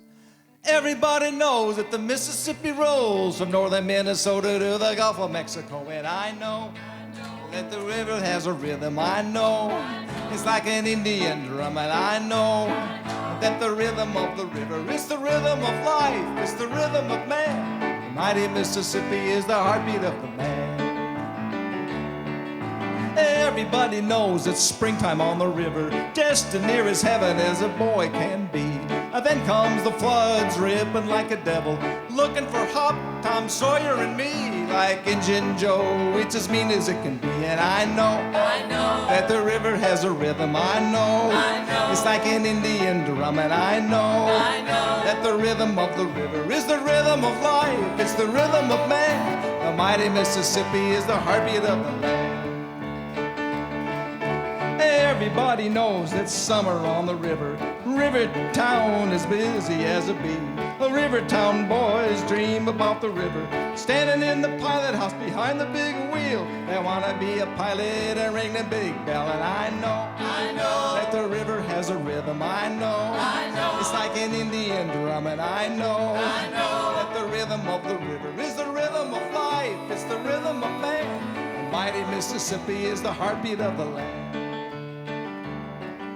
Everybody knows that autumn on the river, out on the islands underneath the trees. Lay on your back and look up to heaven. Cathedrals ceiling through stained glass leaves. Indian summer in Canadian breeze. I know that the river has a rhythm. I know it's like an Indian drum. And I know that the rhythm of the river is the rhythm of life. It's the rhythm of man. The mighty Mississippi is the heartbeat of the land. everybody knows that winter on the river, under northern lights, the river will freeze. But down south, the river keeps a rolling. Magnolia honeysuckle on a tropical breeze. Just enough to make a Yankee weak in the knees. And I know that the river has a rhythm. I know it's like an Indian drum. And I know that the rhythm of the river is the rhythm of life. It's the rhythm of man. The mighty Mississippi is the heartbeat of the band. And I know that the river has a rhythm. I know it's like the rhythm of and I know that the rhythm of the river is the rhythm of life. It's the rhythm of man. The mighty Mississippi is the heartbeat of the band. The mighty Mississippi is the heartbeat of the land.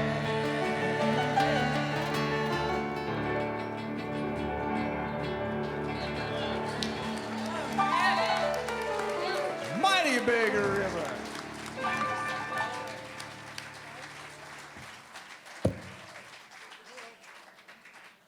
It's time for another Richard Pinney song. Of course, it's a love song. Yeah, another one.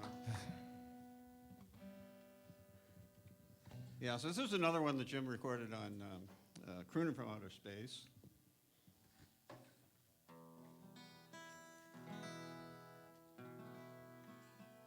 Another one I wrote for my future ex-wife. So there's a real cottage industry going on there. This is called Phenomenon of Love. It's spelled L-U-H-V. Love.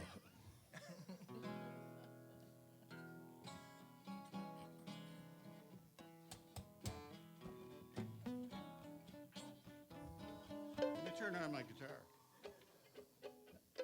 I've been having a little bit of trouble with the sound here tonight, so give me a second. Get the buttons on. Oh, it's not plugged in. Saw that before.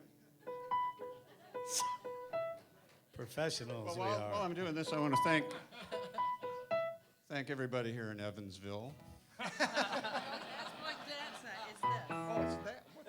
Where'd that come from? How did that? No, what key does he do this? The other one you had. This happened every night at a Jim Post show. Thank you. Actually. Yeah, thanks, Dan. Dan knew Thank this you, would Dan. happen. How about a hand for Dan, the sound man? It just nobody can do that like Dan. So, yeah, it's an ex-wife and a song Phenomenal.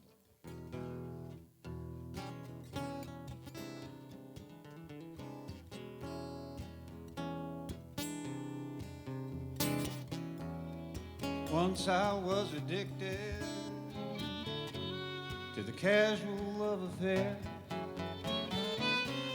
How many different stairways did I climb?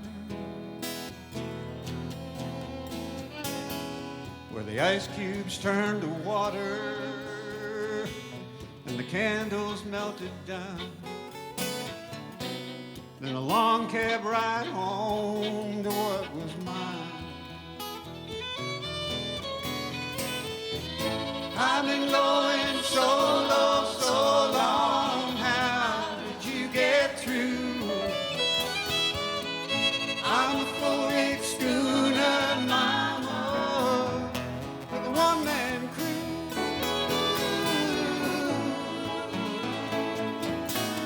Oh, the phenomenon of love, the phenomenon of my love for you.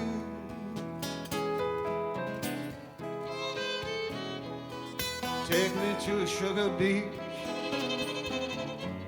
where the smooth birds run and call, and a white moon lingers on the way.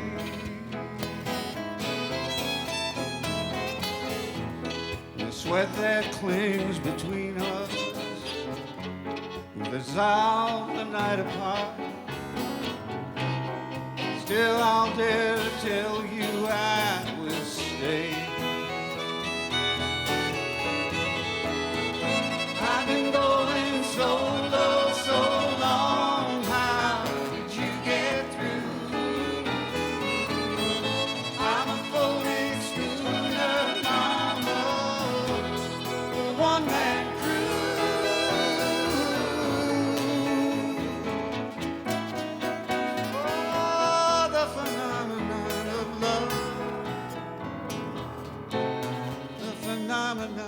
my love for you.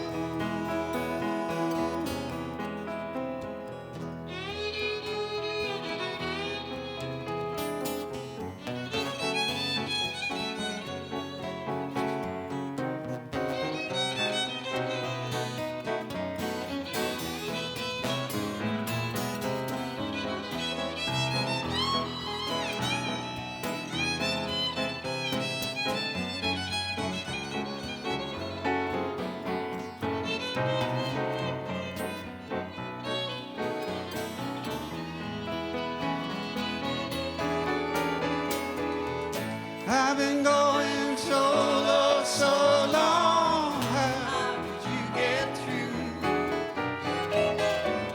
I'm a four-inch schooner mama with a one-man crew.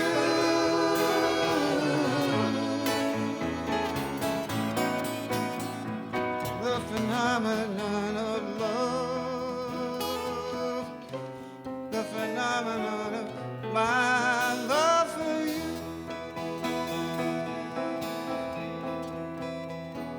And I'm wide-eyed and electric, but I'm cautious to the end. I should check these dice one time more. But if I don't release them, say it here, say it now, I'll lose you to the wind up from the shore. I've been going solo so long. How did you get through? I'm a full-length schooner mama with a one-man crew.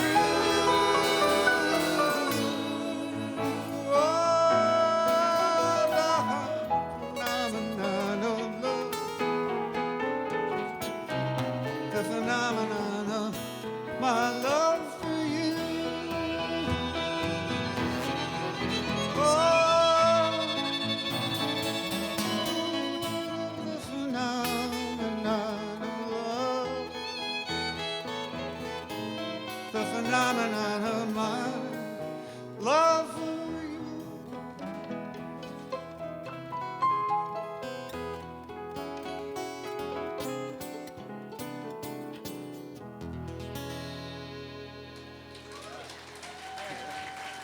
Thank you. Thank you.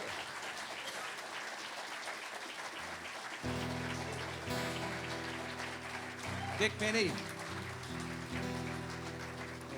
Wow. What do we do this next song in? Do we do it in F sharp or G flat. G flat? Did we do it? Is that how we're gonna do it, or do it neat? Of course. Okay. When we put the set list together, I kind of had an idea of what people might like to do, but I also asked them, you know, hey, what would you like to do? Listen to some of these Jim posters. What was your musical connection? What would you like to do? And Richard picked out Hot Summer Night, which is surprised me, but you have a different twist on it. I played this almost every night with posts. It's got kind of a different version. I really like this. Well, I produced an album for Jim with Randy on it called Ship Shape, and this is on Ship Shape, and that's the one that had a cover on it of a house in Milwaukee that's shaped like a boat. You know, Oh, yeah. it's a boat, you know, and it's. I went there. I remember that. Yeah. I said, it never goes anywhere. He says, it doesn't have to. Yeah, right. That's right. That's right. Now, I don't remember much about producing Jim Post. I think he was producing us pretty much. But it was one of his best. It turned out to be one of his best albums. It was a live album, so he had the energy that was coming from the crowd. And Randy, were you 21 then? Was that what you? No, I was maybe 23, and Yeah, that was he's an recorded at old-timer. Charlotte's Web in my Yeah. hometown. It was my first. We recorded that in the fall of of 1980, I was teaching, I was head of the string department at Berklee College of Music. When he was 21 And years old.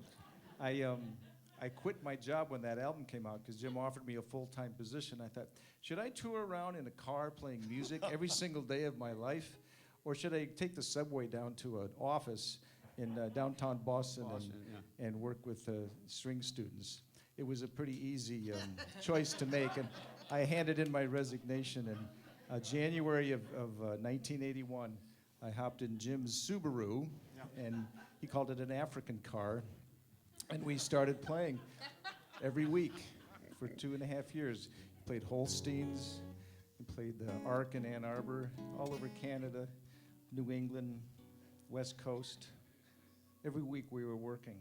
It was fantastic.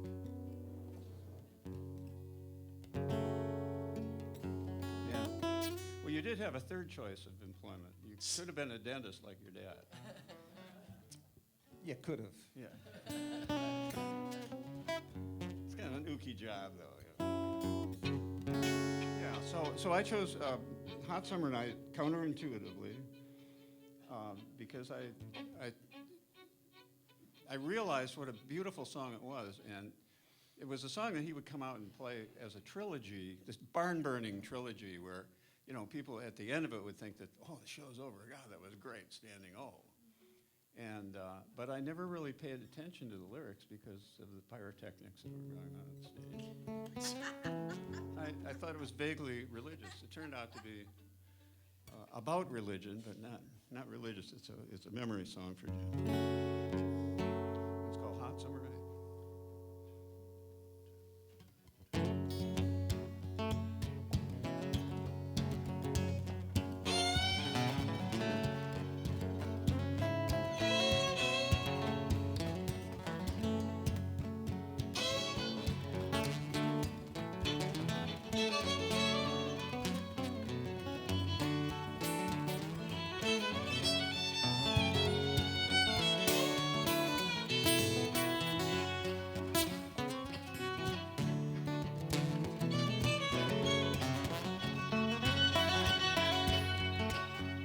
It was hot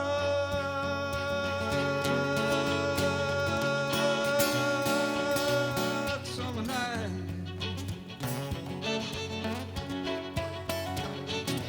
Woke up to the sound of the music. Found that our beds were burning with the heat of our bodies.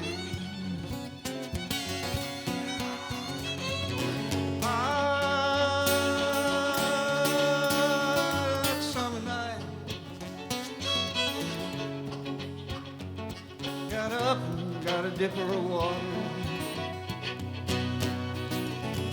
Went out to sleep on the front porch on a blanket.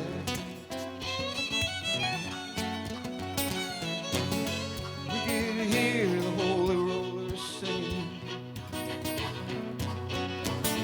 down at the village church. Hot summer night. They were singing songs of Jesus, slow and pain, death and birth. Hot summer night.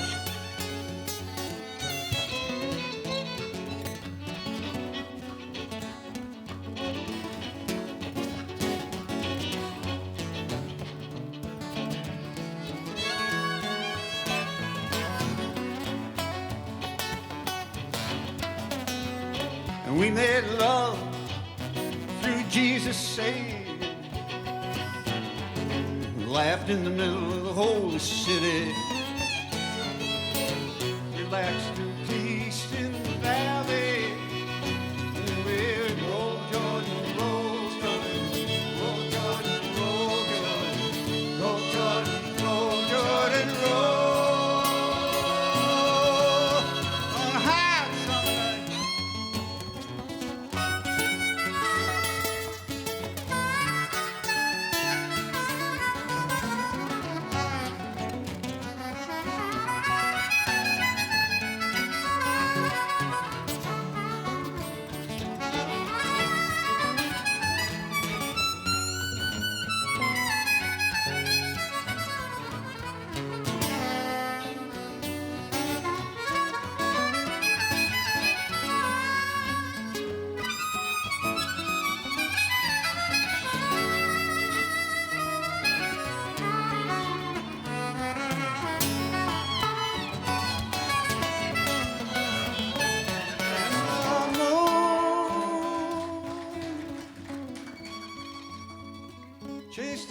farm from the meadow.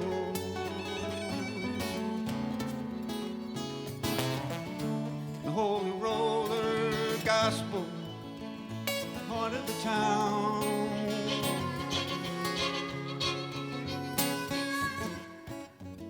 I never knew such sweet surrender.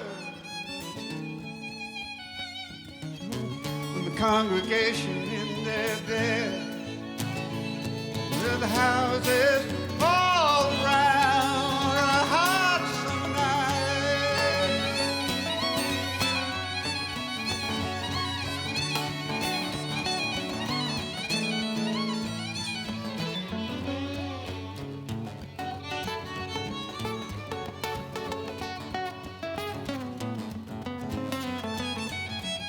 And we made love, Jesus saved.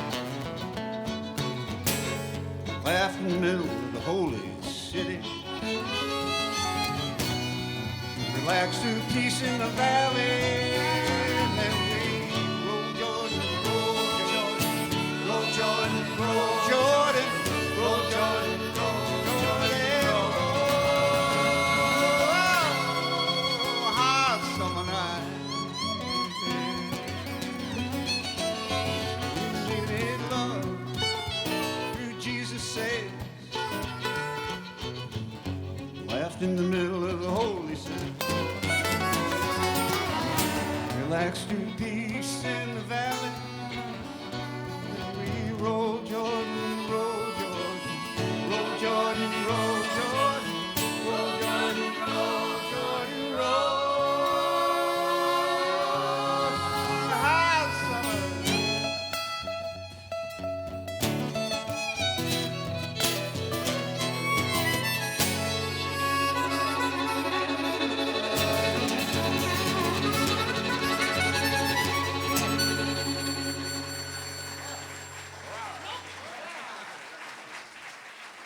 Thank you. All right.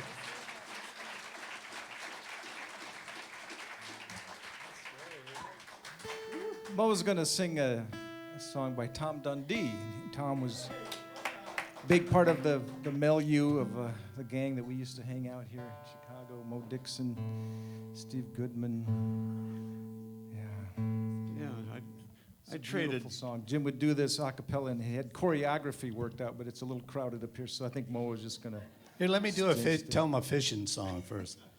So Jimmy, coming across country, I was like this kid that he would always say, "Man, you got to stop at my house." He was living up in Stoughton, and so we're driving across the country from Vermont, and we get there, and just as we get there, Jimmy's waiting for us on the steps. He says, "Come on, we got to hurry, we got to hurry, we got to go get some food for dinner." And I said, "Okay, we just drove 1,000 miles, but I guess we can't be late for this, He says, "Okay, let's go. We're going fishing." I said, "Okay." So anyways, we drive about 3 or 4 miles from the house. We pull up at this farm, and we walk down. As we're walking down the path, it was like Tom Sawyer and Huck Finn, Jimmy. I said, "Jimmy, don't you need a pole to go fishing?" He says, "Not around here, Dixon. They give out poles. They're free around here." I said, "Okay." So we come to this pond, down there, and so he takes this pole, and he's got the deal, and he says, "Whatever you do," he says, "when you're fishing in Wisconsin, make sure you stand with your back to the water, because the fish are tough. And plant your feet, and throw the bait over your shoulder." So he throws the bait over his shoulder, and it looked like piranha and he pulls out a trout, boom, it goes flying through the air, and I'm standing there going, "This isn't fair."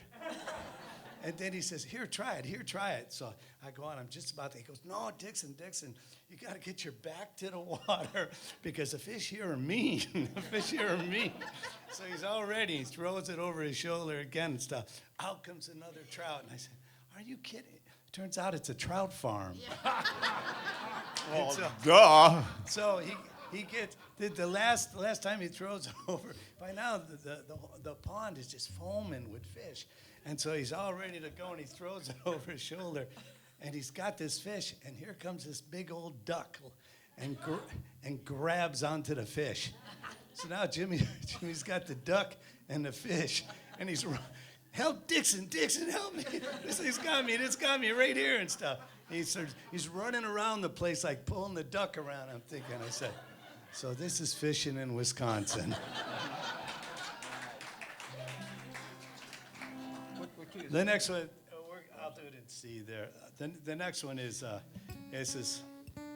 Dundee he's my buddy. And so I come to Chicago and we would play all these places and stuff, and we'd stay over on Chase Street and things. And we always used to talk about who's going to get the first contract when we were kids. We were writing these songs, and Tommy ended up getting the first one out of all of us. You know, they got somebody to record one of his songs, and this one is it's amazing.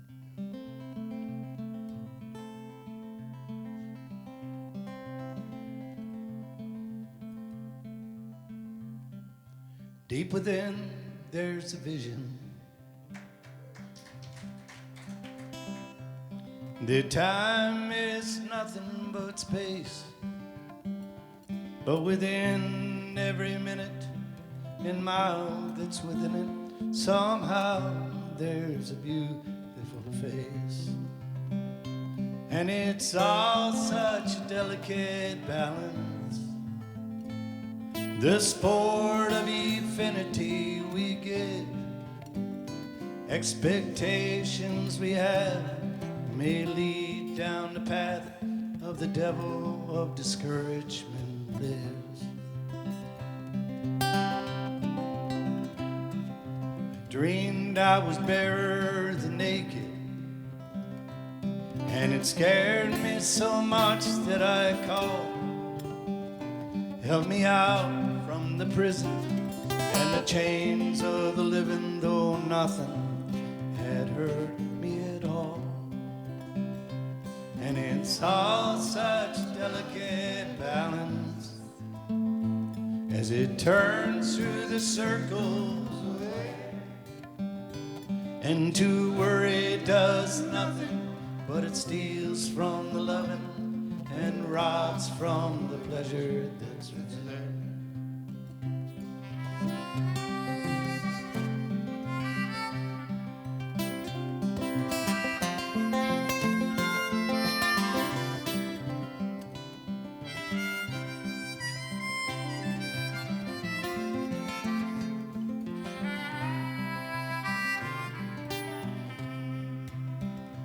And it's all such a delicate balance as it turns through the circles of air, and to worry does nothing, but it steals from the loving and robs from the pleasure that's within.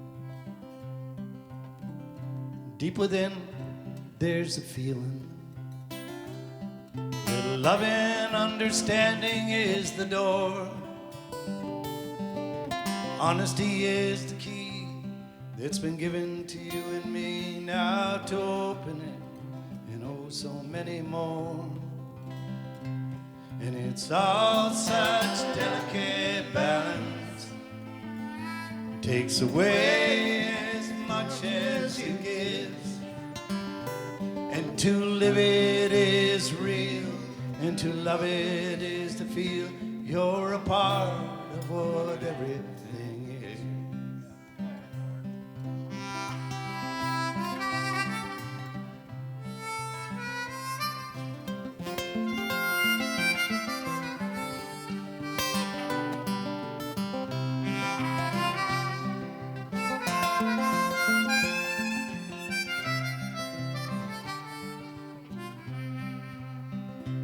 And it's all such a delicate balance, takes away as much as it gives, and to live it is real, and to love it is to feel you're a part of what everything is.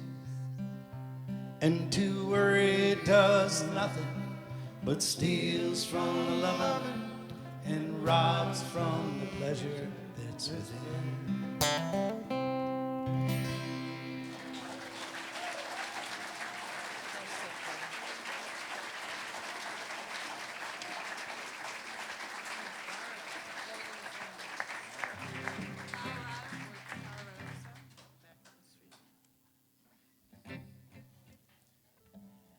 Well, it wouldn't be a Jim Post folk song show if we didn't close with a couple of sing-alongs.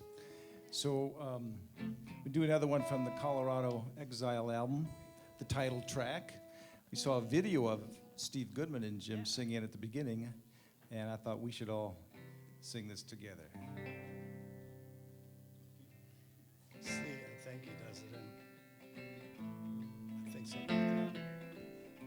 That's a C. Lord, this city living is bringing me down. 500,000 people every time I turn around. Come in and buy some of this. Give me some of that.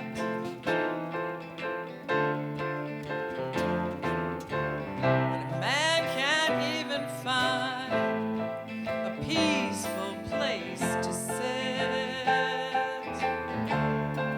I'm gonna go live by a river until my soul is cleansed.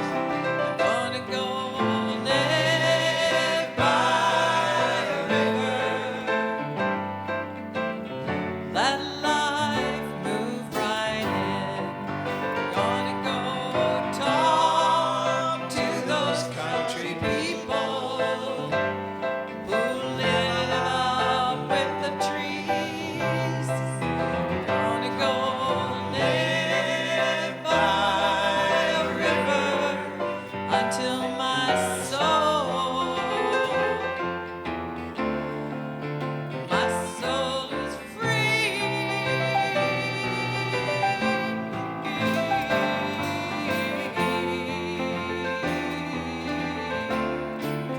My soul is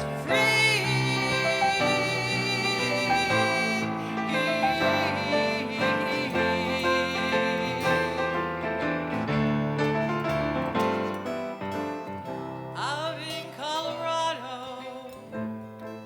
the water runs so clean.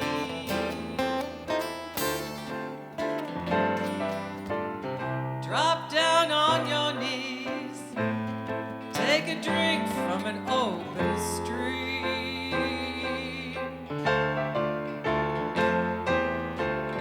While you're down there on your knees, look up at the sky above. Out in Colorado, you can feel God. Gonna go live by a river until my soul is cleansed. Gonna go live by a river. Let life move right in. Gonna go talk to those country people who live up with the trees. Gonna go live by a river until my soul is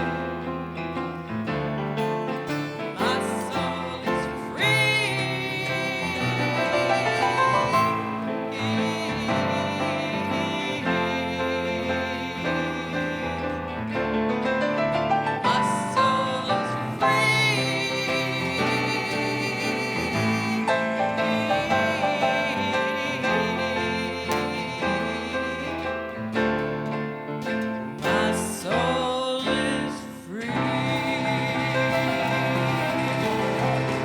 Don Farris.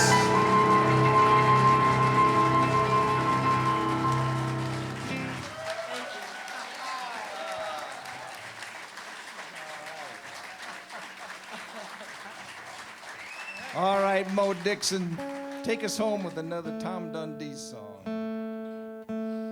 This was pretty cool because I flew in last night. Richard picked me up at the airport. Then we went right to the room and rehearsed about 20 songs. Then got up this morning, rehearsed another 20 songs. Different ones. Different ones. Oh, different ones and stuff. So it's been going on. And this one, they gave me all these songs that were songs that, how in the world am I going to pull these off? You know, so I was, Howard, he gave me this one. I mean, where am I going to come up with this Irish brogue, you know?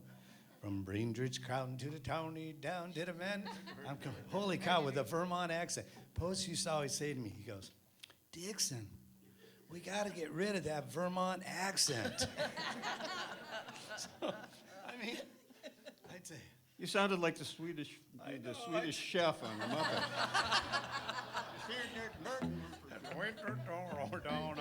This one, of course, you probably know it way better than I do, but we're going to do it anyways. And thank you ever so much for all the people that came out for this, because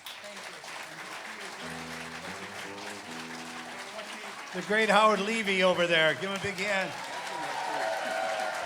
Don Farris, Mo Dixon, Ann Hills, Richard Pinney, Randy Sabien.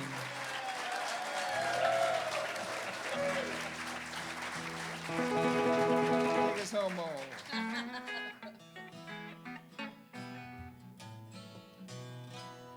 don't have much on this thing right now either, so let's see if it's plugged in. Probably not.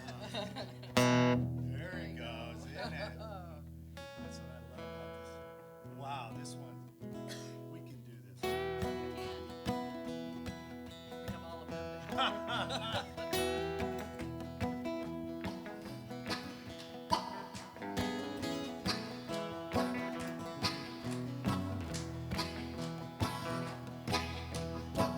Sounds like Happy Trails.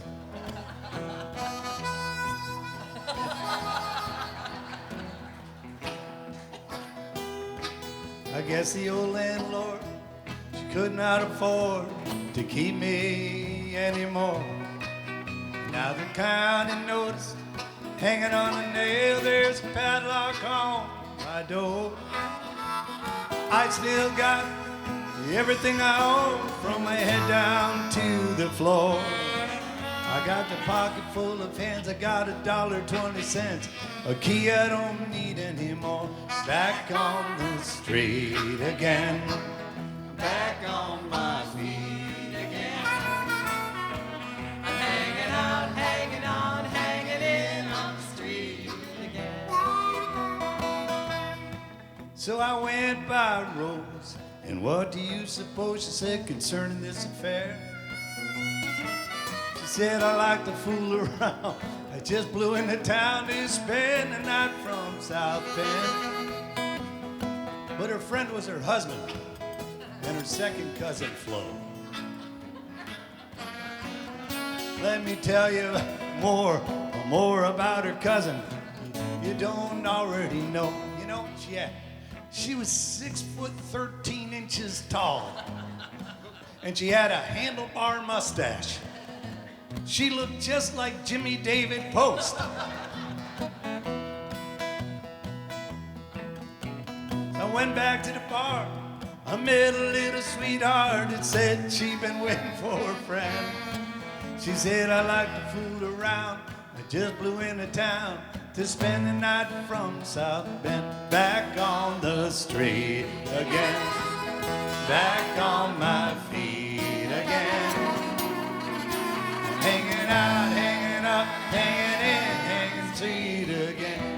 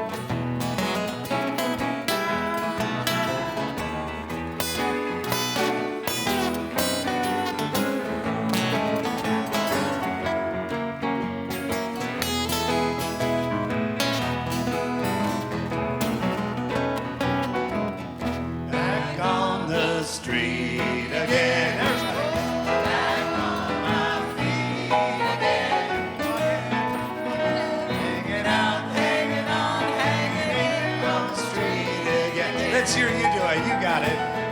Back on the street again.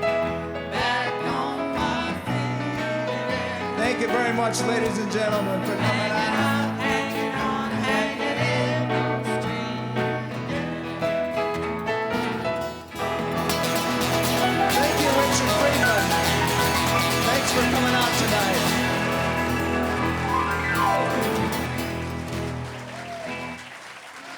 Thank you so much.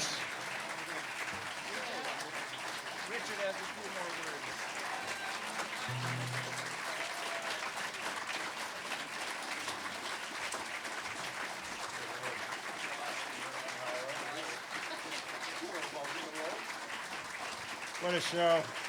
You guys are brilliant, brilliant.